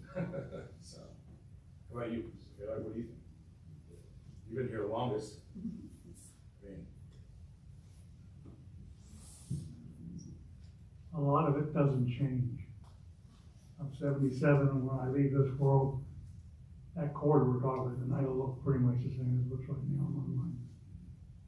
The businesses that come in, they figure out certain businesses survive here, certain ones we see come in and you can almost say it's not going to survive. It's a bedroom, park setting community. I kind of agree with our chairman, we're not going to build out a bunch of businesses on the first floor. I think people coming in are just going to see that you got 18,000 people, there's roughly less than there was. Demographics are changing. So they look at it and say, unless I really pick the right business. I always thought the donut shop at Wiedemannsburg was the best thing. Less parking in and out, you know. We don't have one of those for whatever reason. But gas stations on the corner, we used to have 4 on 2 different corners. We got those to be less and less. So a lot of what you're concerned about density, I don't think is going to happen. We're a difficult community to build high density anything. We're on ridges. Got a lot of hillsides. So our school system's very attractive. You know, the school I think will take care of it. It's a shame you can't build a little extra padding when you improve your schools for the future, but we're probably okay. I don't know what the exact numbers are down there right now. I don't know if they're accepting any paid students coming in or not. That's usually the key. But I think we all want the city to change for the better. It's got to change. If it doesn't change, it goes stagnant and dies. So you got to have some change. You want to control from a development standpoint that you don't have some of the things you see out in the county. You'll drive on a road, you'll see trailers, see a junkyard, see a farm with everything that they ever owned sitting in the front yard. You don't want that kind of look. So we're trying to, decide what it looks, but we, like our chairman said, you don't control what goes in there. Even to the fact of people that go in there, other than sometimes the rental drive that. I mean, one thing to keep in mind is the vast majority of all the commercial that we've been talking about in these zoning districts this evening was created before there was zoning, period, in Fort Thomas in 1964. So none of the physical environment, for the most part out there, was done under any zoning code. And so moving forward, if there was really, like to Dan's point, if there was really that strong of demand for residential over the commercial, or to redevelop those commercial properties, it would have happened by now, or would be happening now. So not to say that it won't ever happen, but we're not looking at wholesale redevelopment of that entire quarter, at least within the next decade. So it's, I think just, any changes that we make, just take with a grain of salt that it's not gonna open the floodgates one way or the other. There's no hard development parcels out there. Years ago, we wanted the central business district, there were the convenience stores, we wanted that to potentially be what we're talking about tonight. Business on the bottom, residential on top. Could never make it happen. How do you feel? How do you feel? Feel the same? I do. And what I like, I mean, it's already in our zoning now, but if we can restrict the density, I think that's better for everyone. I mean, when you talk about my parcels being out there, 5 years ago, there was 5 individual buildings that are now one of those units, so it can't happen, you know what I mean? So, so it does happen. I just have concerns, and my main concern is really density, making sure that we can't control density. But we can, we just talked about this one. I mean, over 35 years I've been here, we've cut density down. Number of flag lots, we've put parcels on there, we've answered that question, we took back. Population's as high as it's ever been, isn't it? Fair, but the growth of the city reached its peak in the mid-1920s, and we haven't grown as much ever since that time. Oh, we run out of land. Right, essentially, you're building a built-out community. Yeah. Amen. So we're not in Alexandria, we're not a Florence, we're not in Independence. So do you think adding restrictions would be, like, it's not gonna hurt? It's not gonna hurt. Add those just to be safe? Right, it's not gonna hurt, but to allow some residential might be reasonable. And just so everybody's understanding, I believe in a new TV, a new couch, you know what I mean, infrastructure. If you don't, your city will die, and that's part of this, and it's hard for people to understand that sometimes, because they've been here for so long and so generationally, and I'm with you. In the center of town, when I was growing up in Philman's and Lothers and going up to your place there and down there and getting a Coney and Enzel's, it's just not there, you know what I mean? So I just want to make sure that, we still maintain that feel, unfortunately, without those items. I do believe, hope you guys look at this correctly. And, does the GC and PO currently allow for residential only without commercial in the first floor? No, the only time you can do residential in the GC and the PO is over non-residential. And so the R3 currently obviously allows for residential only. R3 allows for multifamily, 2-family, and single family. So part of the new mixed use code incorporates R3 into the GC. It does not. The planning commission actually had a conversation about whether or not those parcels that are to the north of the existing spaceship, that are R3, whether those should become a part of the mixed use district. And that's what happened. So in the new mixed use, does it allow for residential only? It does not. It would have to be over non-residential. So it would be strictly mixed use, not multifamily. And that was also a deliberate policy decision made by the planning commission. So we have one other topic we need to talk about tonight. So what I've heard is that, and you tell me if I'm wrong, generally there seems to be kind of okay with residential over non-residential if we set some density limits. And the limit that I would suggest is why don't we use the density requirements from the next door R3? You saw what it would give you on this parcel, if we use those requirements. How does that sound to y'all? And obviously, we are not making a final decision tonight. We are talking about a path forward, and we're gonna see this again. So does and I'm a little rusty, the R5 limits it a little bit more than the R3, is that correct? Limits the density? Yeah. I don't remember off the top of my head, but I believe the density is less in R5. So you're required to have more green space in R5. Actually, R5 has a higher density requirement, if I remember correctly. So you allow more dwelling units per acre in R5. Yeah. Yeah. I think your basic question, what we have right now, there's no restrictions on the number of units. Correct. It's 2 to 1. It's 2 to 1. I think it makes sense to put some restrictions on it. Okay. And if you're suggesting the R3, that's a good place to start, we can review it.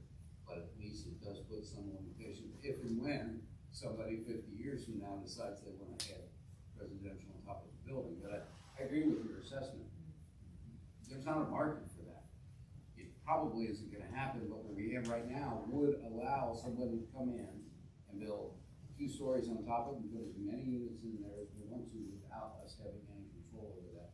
So it does make sense to put some kind of limits on that, in my opinion. What are the benefits of having residential on top of commercial, besides more traffic to the builder? There isn't more traffic. Well, it would be, because if you would have more uses for it. Jeff, I would answer that with, in a general commercial area, in a downtown area, it helps the businesses. In the area we're talking about here, out at the end of the street, that's more professional office use, probably doesn't add value to it. It only, in my opinion, it only adds value to the landowner if he sees that he can do that. Yeah. But in a central business district, in a downtown area, more activity, that kind of thing. With the specific areas that we're talking about the old grocery store, the old IGA, and then the marsh, there's nothing else there to change much. Those are the 2 spots, so if the Frisch's, the safe ship, right? Yeah, Safe ship, yeah. Sorry. Oh, yeah. So if Sorry, that area Frisch's. were to be approached by a developer, if that area to be approached by, for those 2 areas to be approached by a developer, the only way it's gonna change is if it's gonna be more beneficial to the developer, which means that they would probably most likely have residential on top. So if we don't have residential on top, those areas are probably most likely not gonna change. That is correct. And you're probably going to continue to have what you have out there now. Yeah. So really the question is do we foresee or want those 2 areas to change? Correct. That is at a microscopic level, yes. Because you are at this point potentially continuing to allow that change to happen. Because right now you can do it. Yeah, right now you can do whatever. So restrictions need to happen, but we just need to know what level of restrictions can be replaced. So here's my suggestion, and if I've overstepped, y'all can tell me that. We come back, because we'll all be back together on May 14th with the council, and take that back of the envelope and show you what happened on that site if we use those density requirements. Why don't we do that? I would also say, as you head further north along Alexandria Pike, the topography changes dramatically. That perhaps you only allow the residential over the non-residential in the southern portion, down there at Hollywoods. And we don't allow it up at Marsh and the Liquor Barn and that area.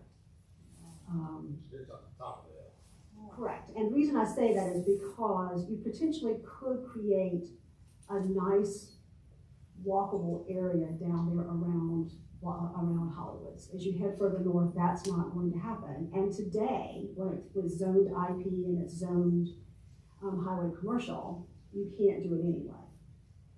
So why don't we start there? And we'll do it as a by right use. And when we come back together on the 14th, we'll continue to have this conversation. How does that sound? Okay. Excuse me, I'm just gonna write this down.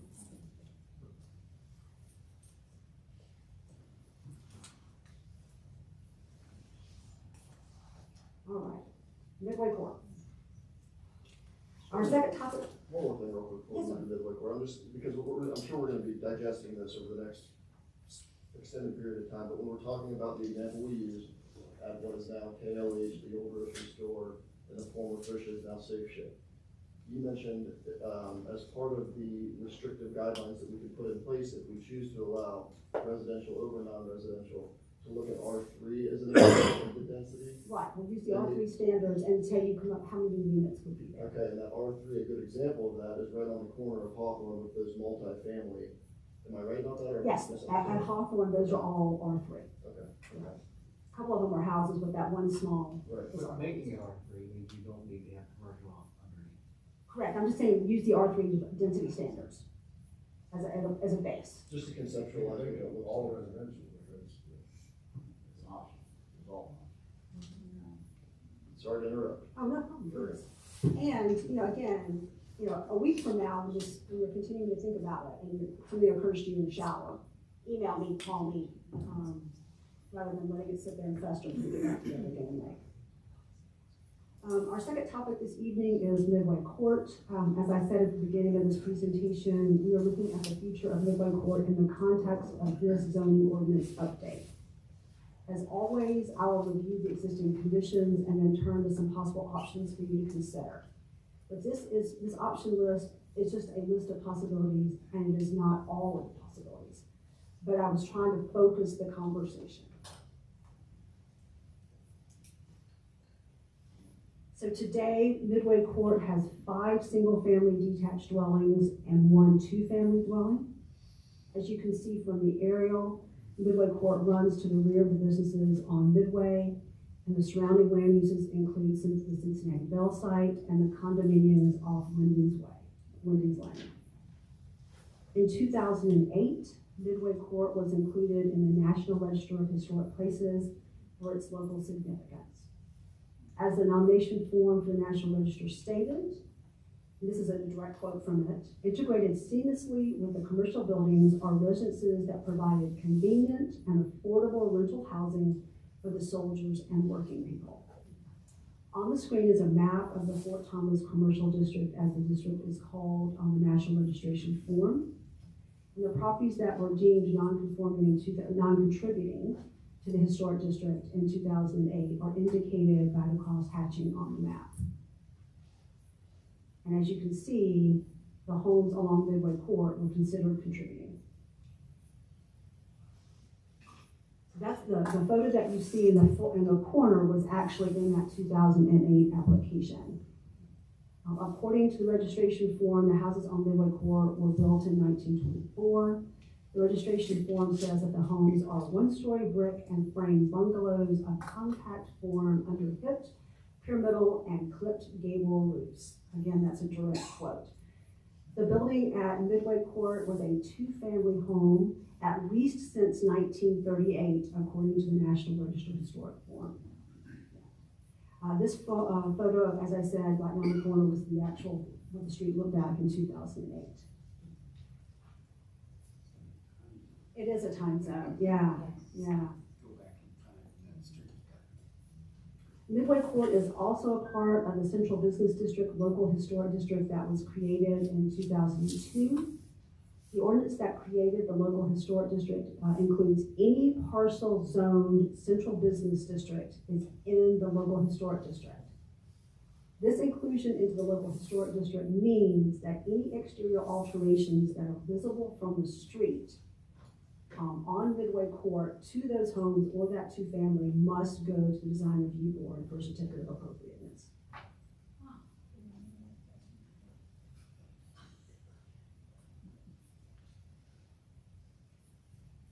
Most of the parcels on Midway Court are zoned Central Business District, except for the lot at the very back of the court, which is zoned R1A. And it's that odd-shaped part that you see. This parcel was rezoned from Central Business District to R1A in 2012. This rezoning means that this home is no longer in Central Business District Local Historic District.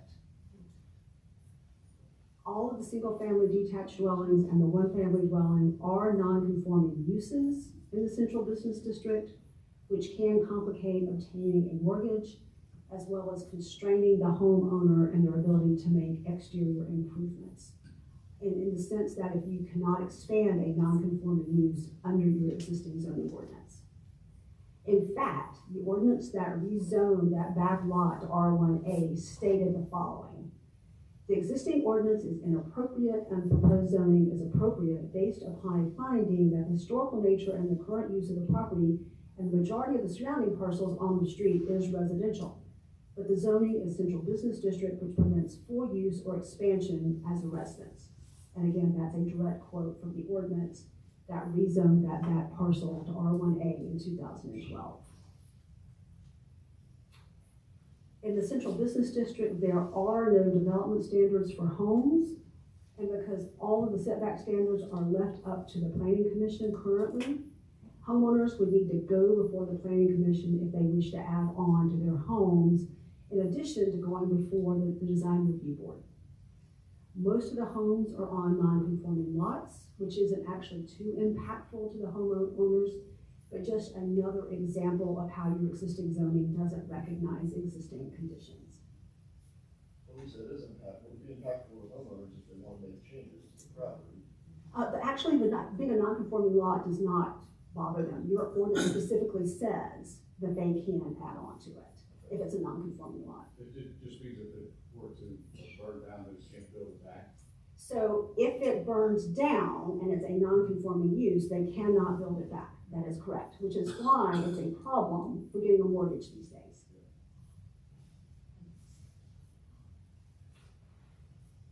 Any other questions about that? So the only home that's conforming right now in terms of use is the one at the very back. So let's turn to the proposed zoning for Midway Court.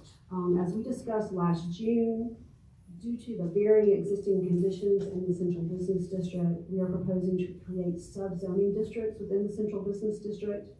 And the sub-zoning district for Midway Court is Midway Residential 1. This sub-zoning district permits by right single-family detached dwellings as well as small-scale retail and office uses. By permitting these small-scale retail and office uses, we are preserving some of the non-residential uses that are currently permitted on these parcels because they are zoned central business district. The two-family dwelling that's there on the corner would be a restricted use, and the restriction would be that it has to exist the day the ordinance passes. And what that does is it makes that a conforming use, but it prevents any of those other homes from becoming a two-family. And it solves the mortgage problem. And it solves the, yes, it solves the mortgage problem. Yeah. We have also included development standards designed for the single family and the two family dwellings. So they actually have setback standards and those kinds of things. Because these parcels will continue to have the CBD prefix, they will continue to be in the Central Business District Historic District. And as the map indicates, we are tentatively proposing to rezone the parcel at the end of the cul-de-sac back to Central Business District, because as a result of all of this, if they'll agree to it, it will become a conforming use. So that's a lot. Any questions on that? Yeah, just about the last thing you said. Yeah. It is a conforming use to the existing zone. Because it's all 1A. You're suggesting we put it back. Put it back in the Central Business District, to make it a part of the historic district like the rest of the district. I'm assuming in 2012 it got changed because they were trying to provide like condos that were built on the other side. So actually, at that time, according to the information that I came up with, if you see where the line, the sort of where the tribal chip is, that was a separate parcel that at that point in time was zoned R1A, but it was landlocked. And because of the condos behind it. So what happened was that the homeowner did want to do some work and did want to join the two parcels and wanted one zoning district because they owned both of them. So it became R1A. But it is an island. But it is an island of R1A. So you're suggesting put it in the CBD MR1? Correct, yeah. Can one building fit over top of two zones? Oh, you mean in the past?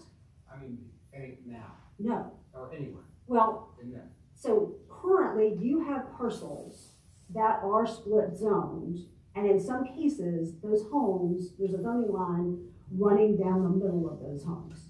What if, like, in, say, for example, right here, could you build an entire building that, where you had residential on the back of it and the core in front of it? Be one building, but it would satisfy the footprint of the zone.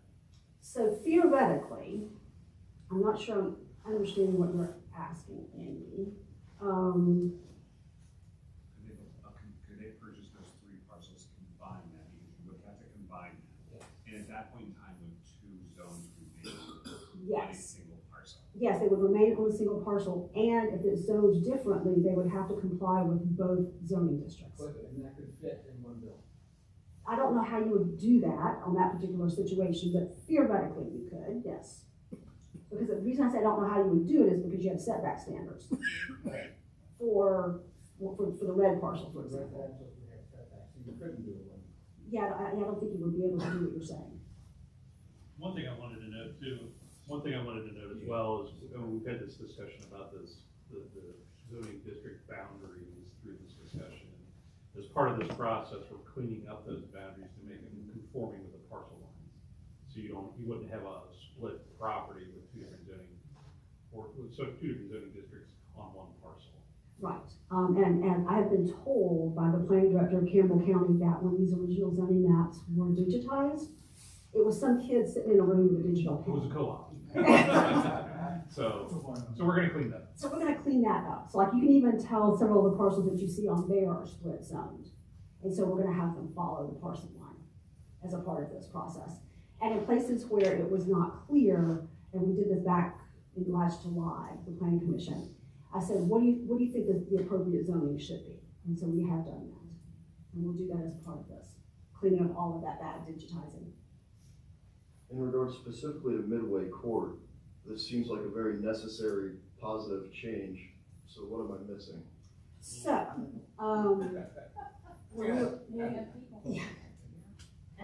so this is what's currently proposed. There have been conversations in various meetings about doing other things along the Midway Court.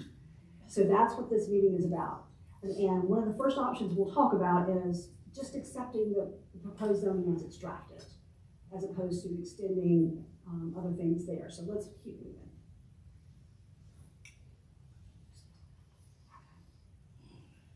So on the screen, there are 4 possible options for the future of Midway Court in the context of the zoning ordinance update. As I mentioned at the beginning of the presentation, this is not an exhaustive list, but just hopefully sparks some conversations and helps us answer the questions. So the first option, just keep the proposed zoning as we drafted it with any modifications you might possibly want.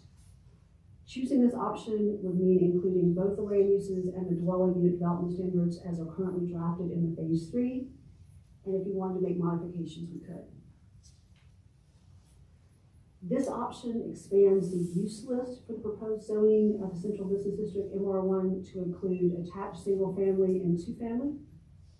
This change to the subzoning district expands the residential options permitted on Midway Court by making a 2-family a permitted use by right. Some of those larger parcels could actually have another unit attached to them if you thought that was appropriate. However, always keep in the back of your mind that they are in the Central Business District Local Historic District. And so if you are going to be making changes that are visible from the right of way, those would have to go to the Design Review Board. And anything that changes the integrity of the district could potentially, the integrity of those structures could potentially end up having it delisted from the National Register of Historic Places. So it is possible.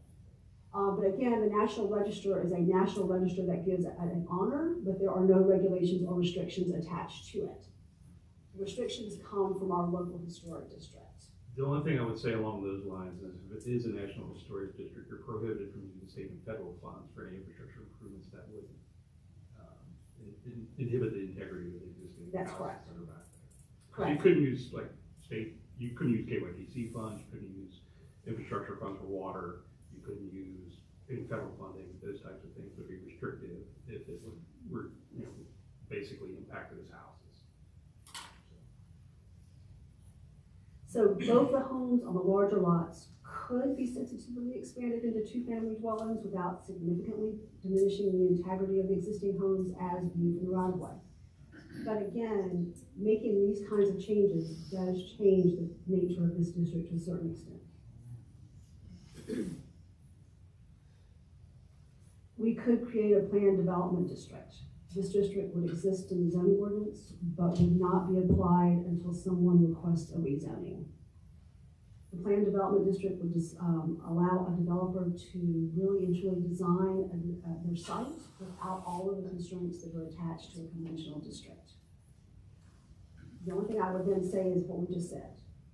Anything that happens that changes the integrity of this district has its implications with the National Register and must go to the Design Review Board. The planned development district is not mutually exclusive to all the other things we're talking about. You could make the revisions that, do all the things that we talked about as it's drafted and create this planned development district, have it sit in the zoning ordinance, and at some point in time, if the developer wanted to do something different on this area, they could come and request it. We can certainly put limitations on the planned development district, such as the type of uses, and that it can only be used in the central business district. But this is an option to allow someone to do something more creative along Midway Court at some point in the future.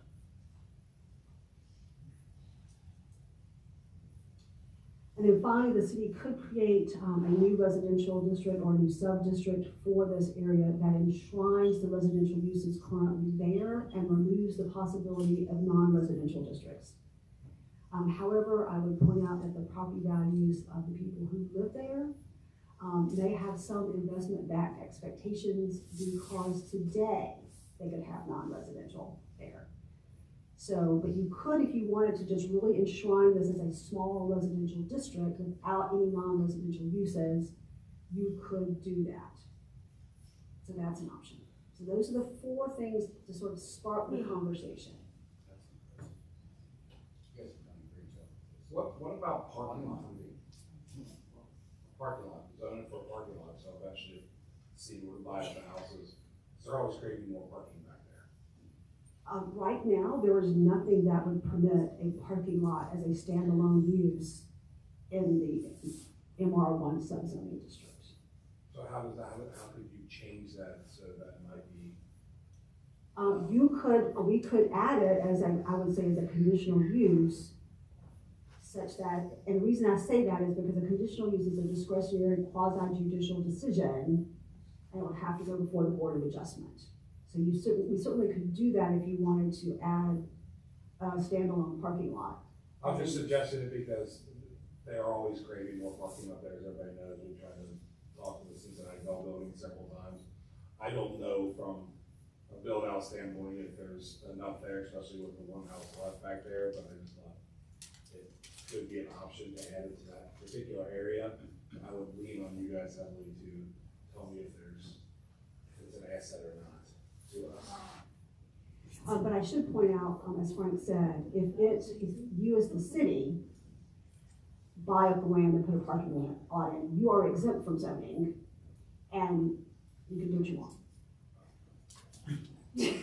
Just to be precise. It makes it a little simpler. It's a municipal lot, you don't need it doesn't need to be in zoning ordinance. The thing you have to be careful, I think, in terms of the public's perception of that is, you're gonna go tear down houses that have been listed in the National Historic Register of a parking lot. So, if you set that precedent. I'm not trying to tear them down, I'm just saying. I'm just saying. And if you haven't been back on Midway Court, I think the historical district aspect back there is a little. We have to remember, so one thing to keep in mind is, so the historic significance of a property has nothing to do with the architecture, has nothing to do with the design. It's the historic context with which those buildings were built in the first place. And this was a supporting use for the fort, as all the other buildings fronting for common center. So it really doesn't have anything to do with that house is a nice looking house. You could have an industrial building that's an historic building. So the National Historic Register isn't predicated on any kind of design. It's not dedicated on any type of architecture necessarily. It's based on the historic context of when those buildings were constructed and why they were constructed. Is one of these proposals a way for us to help or make sure that they bring them back up to the standards they need to be versus what they are currently at? Well, as long as they're meeting building code and they're meeting the city ordinance, that they are up to code. I mean, up to standard, I mean, they are. Well, I mean, up to standard. They're a little less. There's no visual requirement for any of it. But I like what you are trying to do is to clean up the zoning map Right. and make it fit what's there, which is the first recommendation. And then you add the third recommendation, and that opens up the potential for something in the future, which could be a parking lot at some time, if someone would buy up the property. But they're not gonna buy, that's not gonna happen unless somebody buys the property. I mean, 50 years from now, those houses are probably not gonna be marketable. In my mind, they're gonna be too small for what people want. Can't make them as nice as people want. It'd be great if the city could buy that area later, and it turns into something that supports Ridley. It's tough when there's those ties to what we have to make those type of decisions on what's the best outcome for the city. That's not fun. It's not fun to say, but you have to look at all aspects of it. I appreciate you saying that, but I'm not saying that it's a bad or a good thing. I'm just looking at all outcomes. I've never been back there and looked through them. I have driven down that street before, and it's definitely not, pleasant. I mean, people in there may ultimately just pass away and there won't be anybody to occupy them.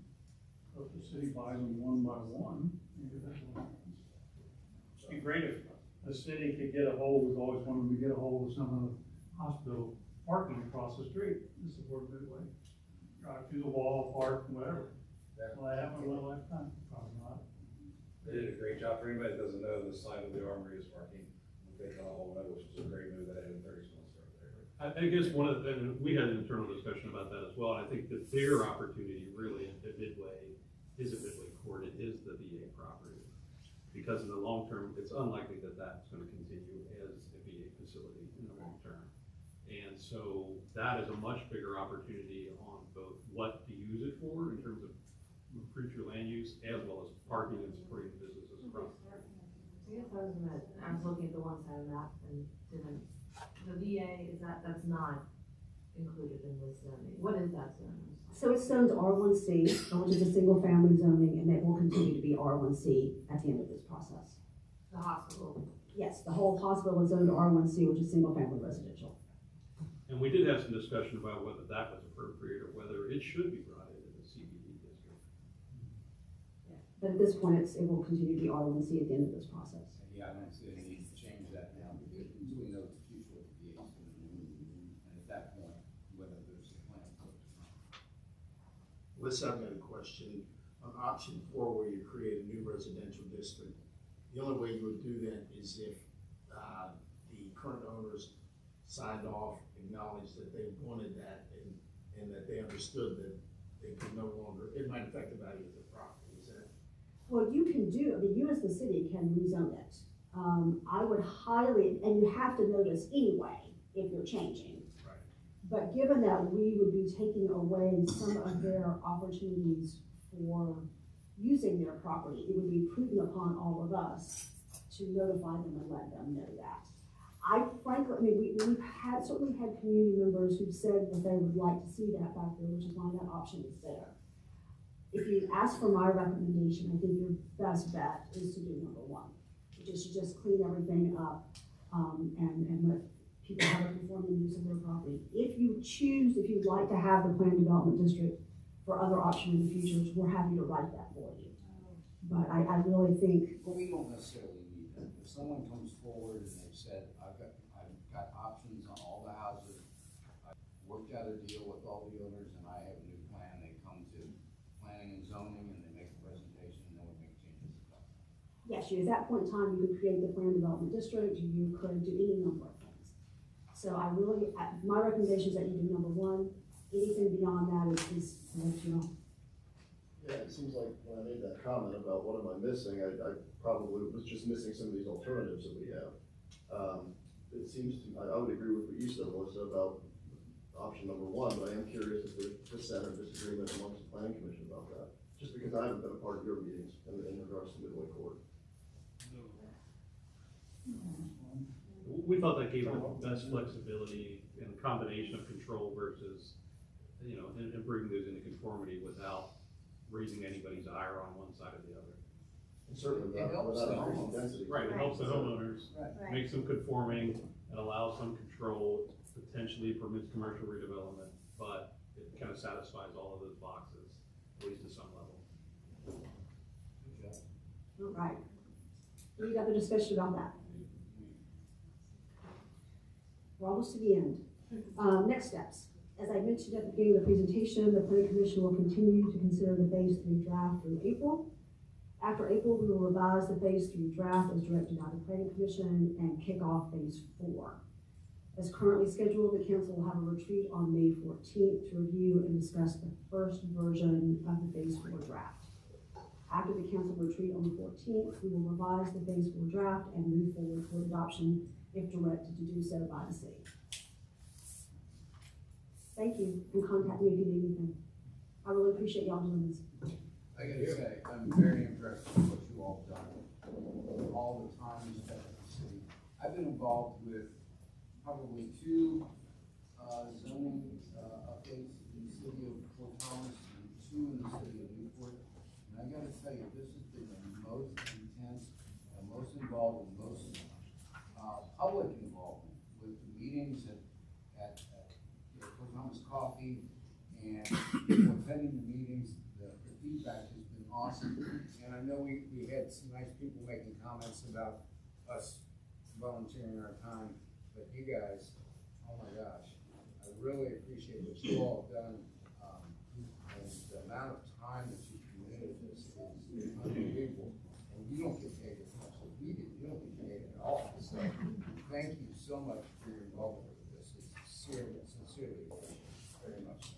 And that goes without saying, I totally agree with what the mayor said, and I think this meeting is incredibly beneficial to sit with you all, because we do have different roles. We have very, very distinct roles, but we work together to a degree, and this has been really helpful to engage with the community too. The only other thing I wanted to mention, because we talked about technology at the beginning, these are a night and day difference. Yeah, they are. So I know we still have some improvements to make as far as video and et cetera, but these are excellent. So kudos and thank you guys for everybody's time. And Alyssa, it goes without saying, I mean, you spend a week here with us just about, and you've done that for so many months. So thank you for your commitment to this too. We certainly appreciate it. Awesome. All right. We are. Well, I would like to, I brought one thing to say today, and I'm gonna read what I have to say. Please take it with a grain of salt. I think Alyssa, you guys did a fantastic job. I love how we worked together today. So let me finish before when I get to the end, because I have some changing thoughts in this. A little bit, and the timeline stuff. But, you know, we danced around this comprehensive plan for a very long time. The previous plan was voted on by the Planning Commission in 2018, and then we followed up in December of 2018. The City Council had voted in. It is required by law to do it every 5 years. I just am not comfortable and truly don't understand why we're continuing to work on these updates. Because this plan is based on a comprehensive plan that is now over 5 years old, which is now outdated and illegal according to the ordinance that we have not done. The comprehensive plan the city did in 2018 is at the very least controversial, and its worst is completely off track from what Fort Thomas should be. As well as everyone was aware, COVID did happen, which completely changed the landscape of how the wall operates. The current update at this point, given tonight, changed my theory on this a little bit, but is extremely development driven. And doesn't seem to be what the citizens of the community has asked for, according to the survey that was most recently done by Brand Fuel. We said that most of the citizens believe that we were, Andy Griffin or Mayberry, best represented our community. In the original survey that was done on the comprehensive plan in 2008, stated that 82% of the people were in favor of our historic character. Only 20%, 28% were in favor of creating housing in or around adjacent to districts, which I can only assume is the business districts. Rezoning residential land to expand the size of business districts, only 27% were in favor of. In your opinion, are there sufficient housing types in Fort Thomas? 83% of the no's, 50%, 56% wanted new single-family housing. So it just seems to me that we have not truly, we should be updating the comprehensive plan. We are required by law, and if I read this correctly, Tim, and I'd like you to look into this, that no action is taken, there is something that can happen 90 days after the last action. I have it right here, I'll give it to you. I don't quite completely understand it because it's a different language to me. But what I would like to say is that I think, I'm asking, and hoping the council will agree, that I was gonna say put this on hold, but I don't believe we should do that anymore.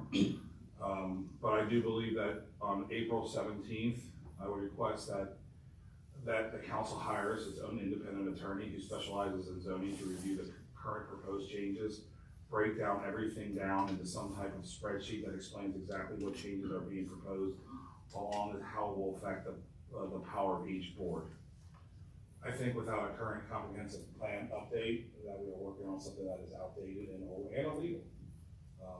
So I would like the council to discuss possibly having someone independent outside of the administration's tireless element. I think she's done a fantastic job, who is an attorney who specializes in zoning, to review everything that they finish in April, break it down into a spreadsheet that starts in phase 1 and gets announced so we can understand all the changes exactly as they're happening.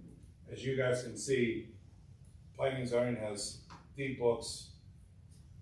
We haven't seen anything, and we're relying strictly on you guys to make these decisions, which I understand is you're hired.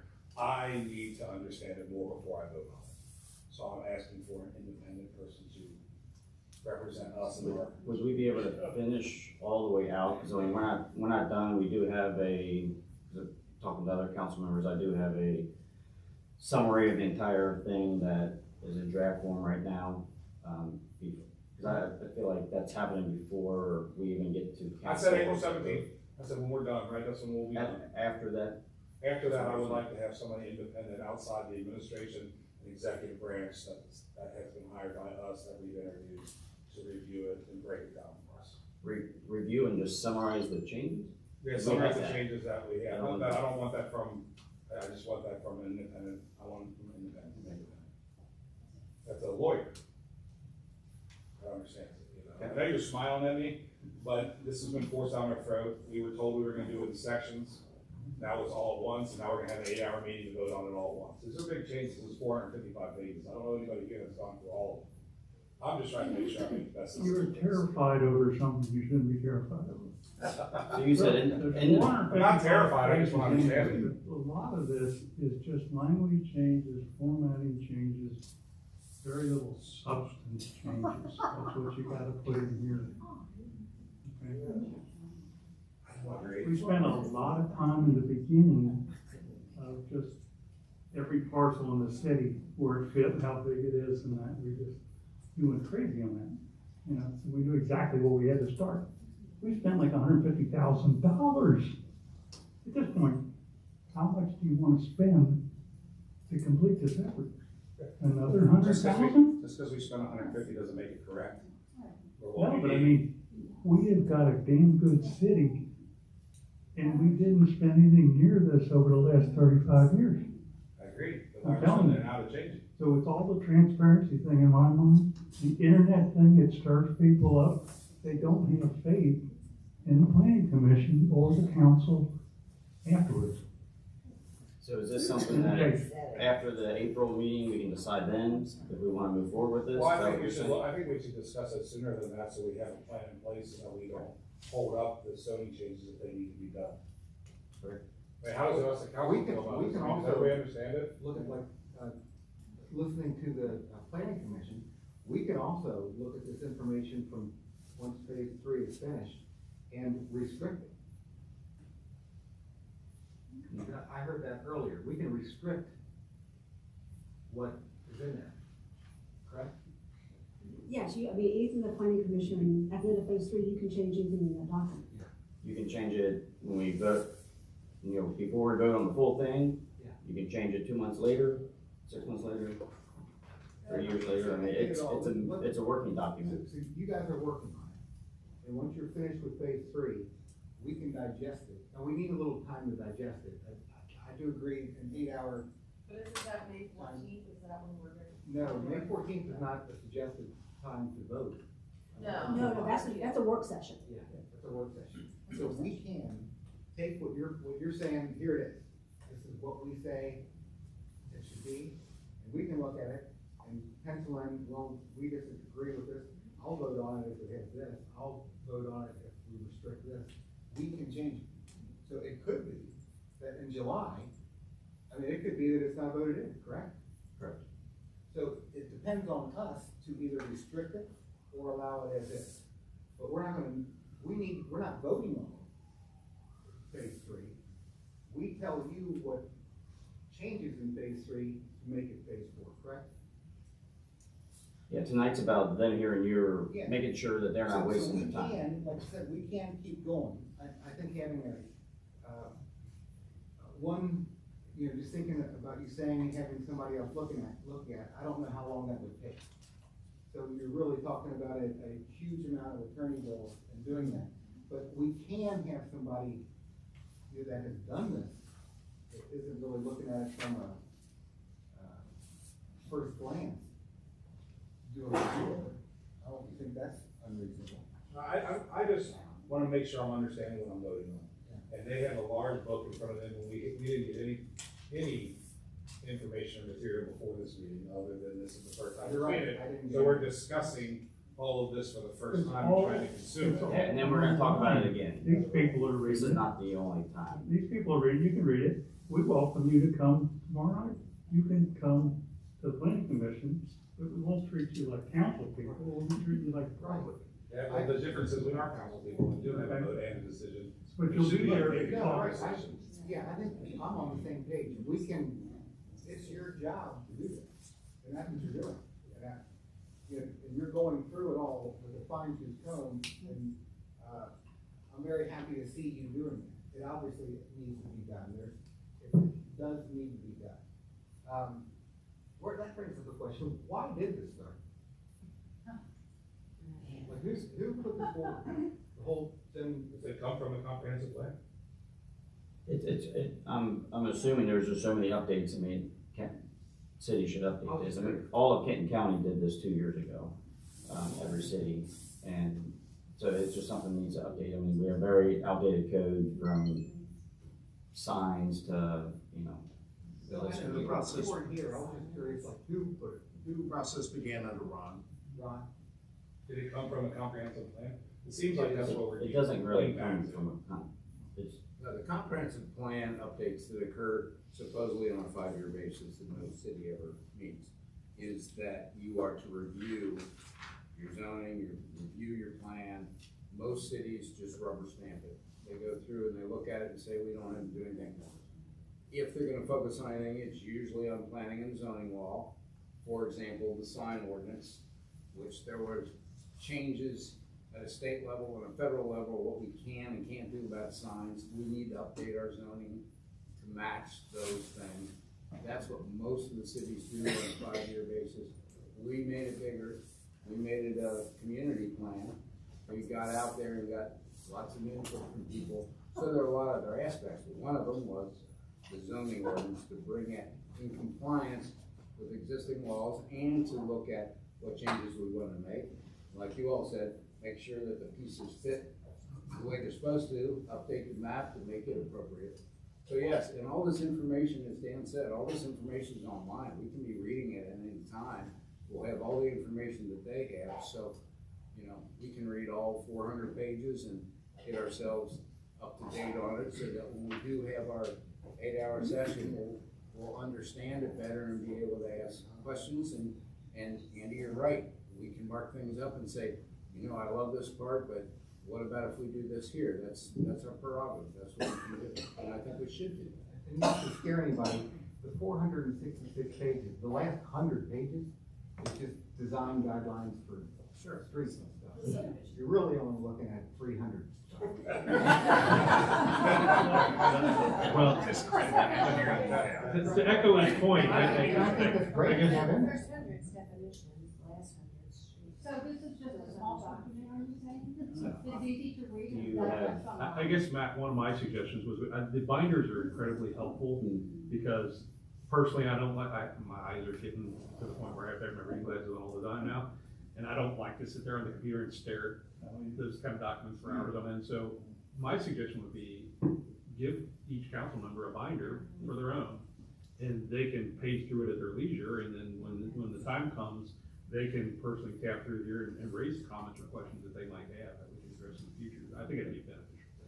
Yeah, I mean, I think that to continue to say that we should be looking online to look at this, review this is almost ridiculous considering we're the ones. I can absolutely print and drop them off at Hey, you All get I a was line saying, to all I was saying was that the Not that you information was understand. available, that's all. You were saying that we didn't have this stuff, we do. We do not have it there now, but they just suggested.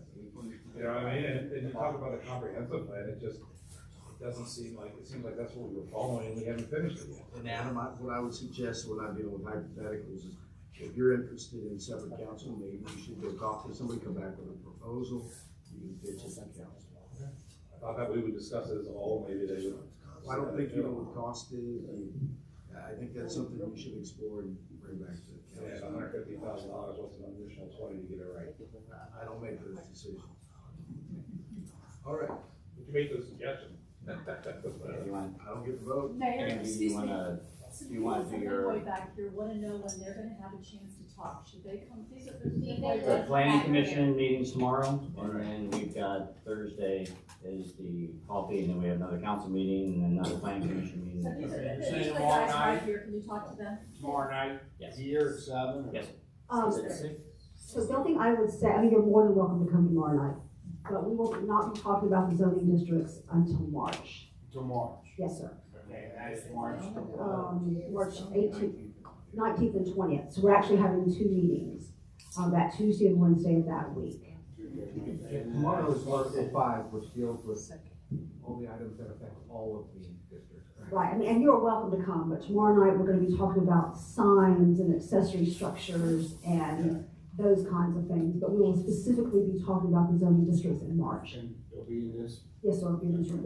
And if you wanna reach out to me, and then we can talk well before then, and we can all meet, if you wanna all meet as a group, and just, so I can kinda get some more feedback, would probably be beneficial as well. Well, Yeah, because I like to know what's going, what you're planning. Yep. So how, if you can, if one of you can reach out, maybe we can all meet sometime this week or next week, Okay. if that would work.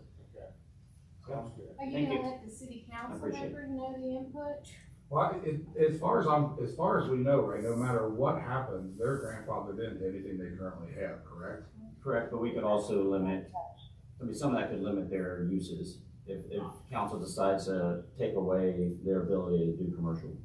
Yeah, technically, as far as like what their value of their house would bring for selling is what you're saying, but as far as, is your concern right now that something would happen and we would take away your property?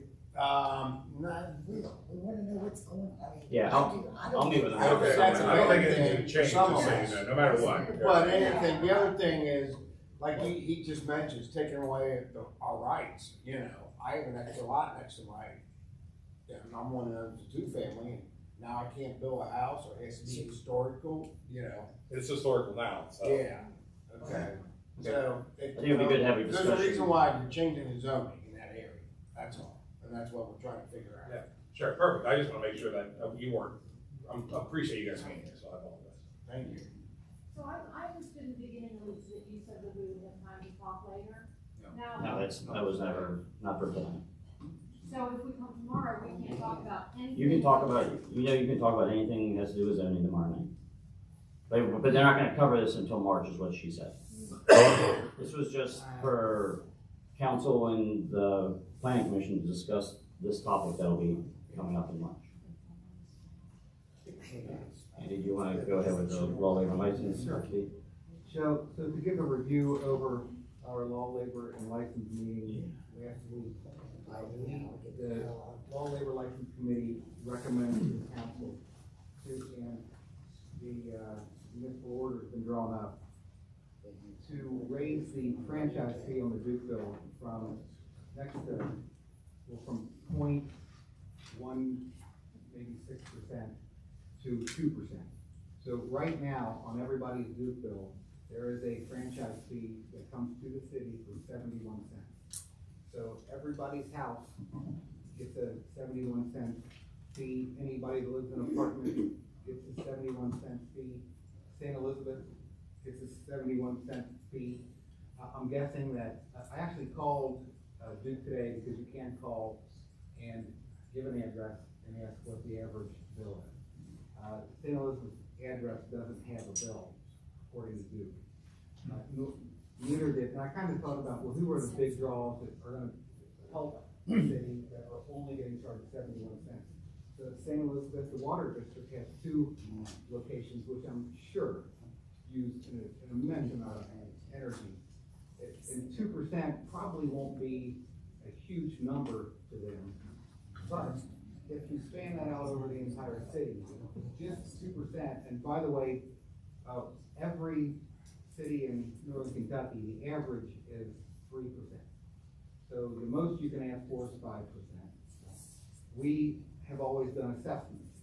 So right now, I think the current assessment is for $144,000, and is that 50 or is that 46? Those are 50, those are all 50/50. Those are all 50/50. So if we do the 2% fee, which is lower than the 3 that everybody else does, we'll have enough money to not do assessments anymore. So there won't be any assessments to anybody for fixing the road. Having this little additional money, we'll also be able to start fixing whole curbs instead of just little patchwork along the way. I actually would like it to be a little bit higher than the 2% to make sure we could do all the streets and do curbs. There's so many streets that have like a half inch of curb left, and they really need to be done in the whole street. So anyway, everybody agreed at the Law, Labor, License Committee to raise it to 2%. And so if you have a $200 bill from Duke, because it's combined, the electricity and gas, if you have a $200 bill, you'll be paying $4 instead of 71 cents. In lieu of ever having a $4,000 assessment for redoing the street outside. It also collects money from people on all the state roads which don't get assessed. So that's, and I wanted to ask you this, that's Grand Avenue, Memorial Parkway. North, South Fort Thomas, Memorial Parkway, Grandview. So nobody that lives on those streets get an assessment. So now they will be contributing to the general fund. All of this money also will only be able to be used for road work. Correct. The street program. I'll follow up a little bit. I think Matt did an excellent job breaking down the percentage that we would get. We are one of the only cities that does the street assessments like we were previously doing. When you add all those state routes that we added into, it actually will lessen everybody's overall cost in the long run because you're adding more people to the pie. So you divide it up. There's always going to be some collateral damage with some of the houses, unfortunately. But the only way to make it fair for the people that use the streets is to divide that fee up amongst the entire city versus just individual lots. This really is, Adam and I did a fantastic job. I want to thank him back in 2015 when he was on council. He set up the first franchise agreement to allow us to have a 90-day change window to be able to address this at a certain time when he got cherry picked by the governor. So overall, there is no perfect solution to this program, but this is by far the fairest way, as Andy said. All the apartments, all the houses, all the state routes that were never paying for their street assessments will now be thrown into the entire mix.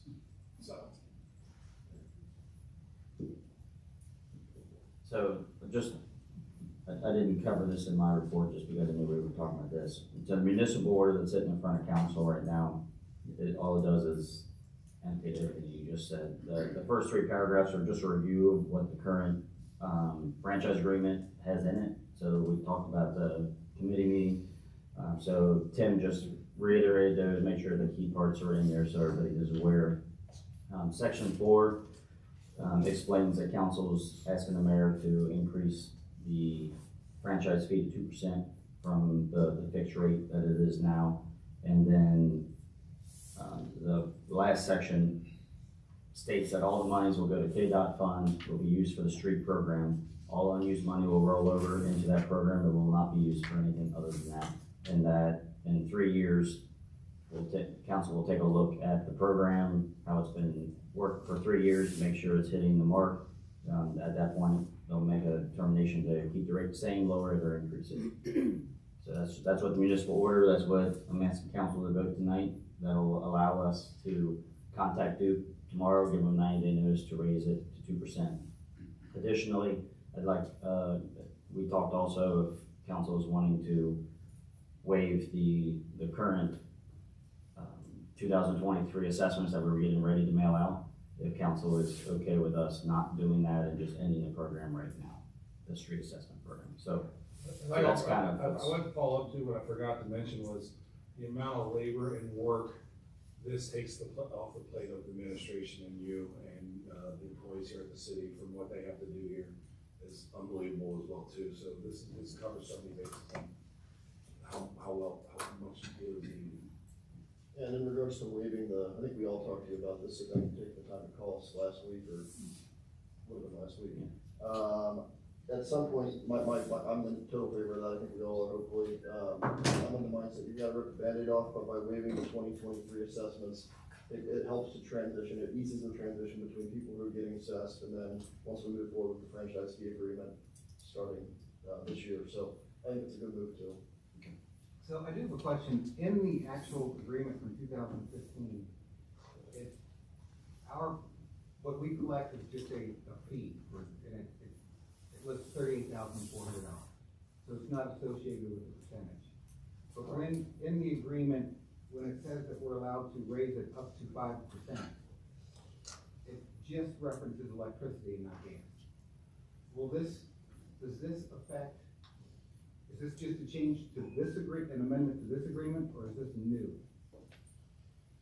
It'll just be, it's not really an amendment, it's just authorizing that, because the current franchise agreement says we can take up to 5%. Of just electricity? It'll be like both gas and electric. It just says. Are you talking about the franchise agreement, says that? Yeah. And, section 9.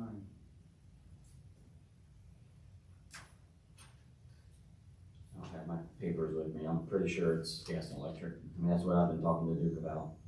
So there might be a separate section for electric. I'll look at it and get back with you. It wouldn't just be for one. Which one are you looking at? Is that section 9 of the franchise agreement? The reason I was curious about it is because there is I forget. Okay. Oh, there's 2 of them. Right. Actually, 4 total, but 2 that deal with Yeah, thank you. You're welcome. I would just like to make a little bit of a history comment about why we did the street assessments the way we did, because there was a lot of support from previous administrations, people in Matt's job, for keeping the street assessment the way we did. And a couple of things that it provided for us. Number one,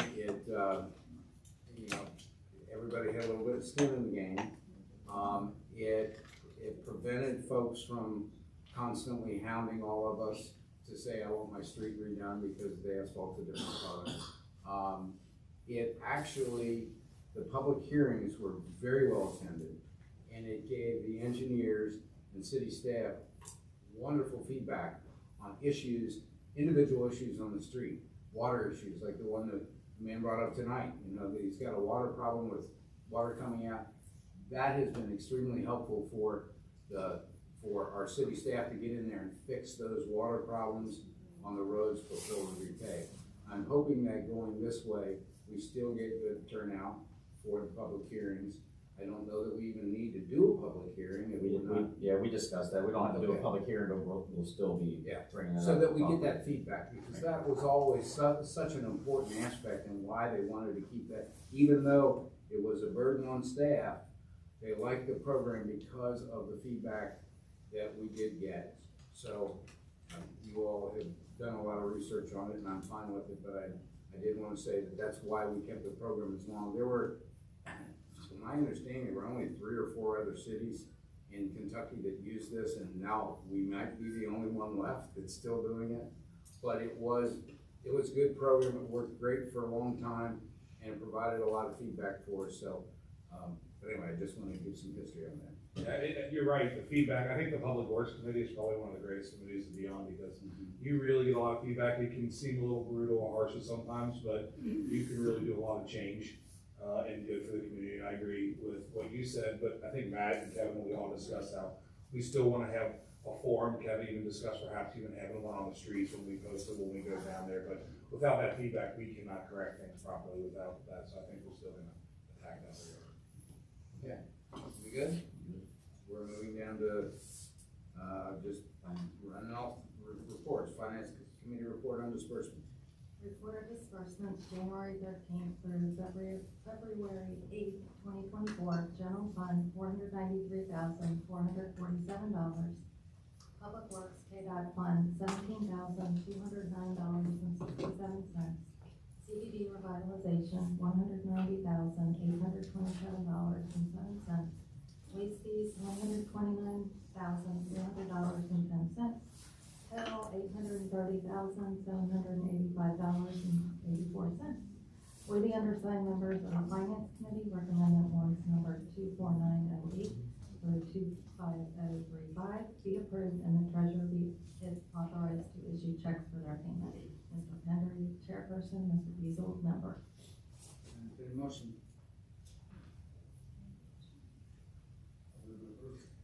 Is there a second?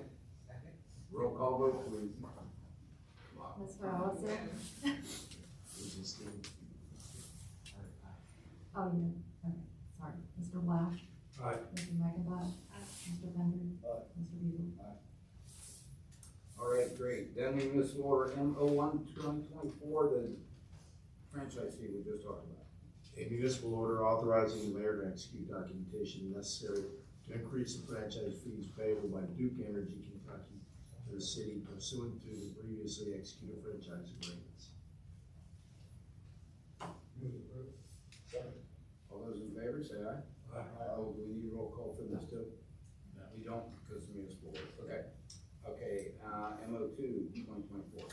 A municipal order appointing Daniel A. Kern as a member of the Fort Thomas Tree Commission for the city of Fort Thomas, Campbell County, Kentucky, and setting his term of office. Is there a motion? Approve. Second. Those in favor, say aye. Aye. Opposed? Thank you. MO3. A municipal order appointing Laura Milton as a member of the Fort Thomas Tree Commission for the city of Fort Thomas, Campbell County, Kentucky, and setting her term of office. Are you here? Yes. Oh my God.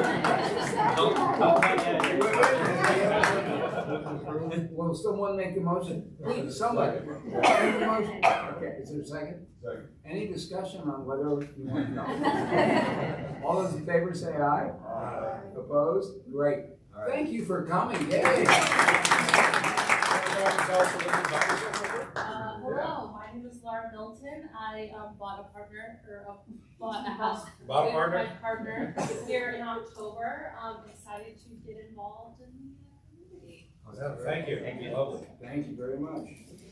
All right, MO4. A municipal order reappointing John Cody as a member of the Fort Thomas Tree Commission for the city of Fort Thomas, Campbell County, Kentucky, and setting his term of office. Move to approve. Second. All those in favor say aye. Aye. Opposed? Thank you. Motion to adjourn? One second, I just want to make one little comment, nothing terrible. I would like to discuss, I think, Matt, if, you can reach out to everybody individually.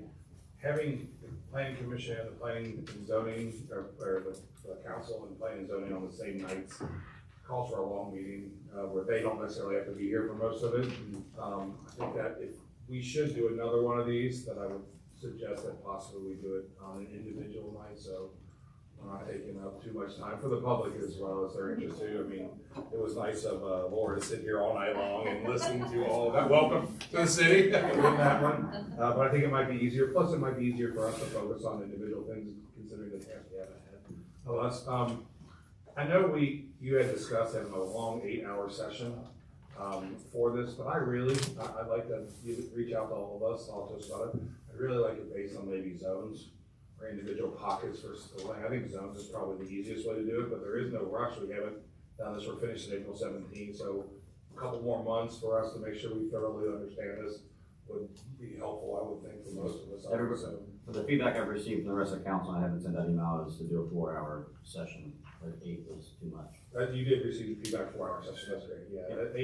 8's a lot for us, especially for someone like me who is a little new to this stuff and still trying to pick it up, so. Right. Yep, thanks. Move adjourned. Second? All those in favor? Aye. All right. Thank you all very much. Thank you very much. Thank you so much.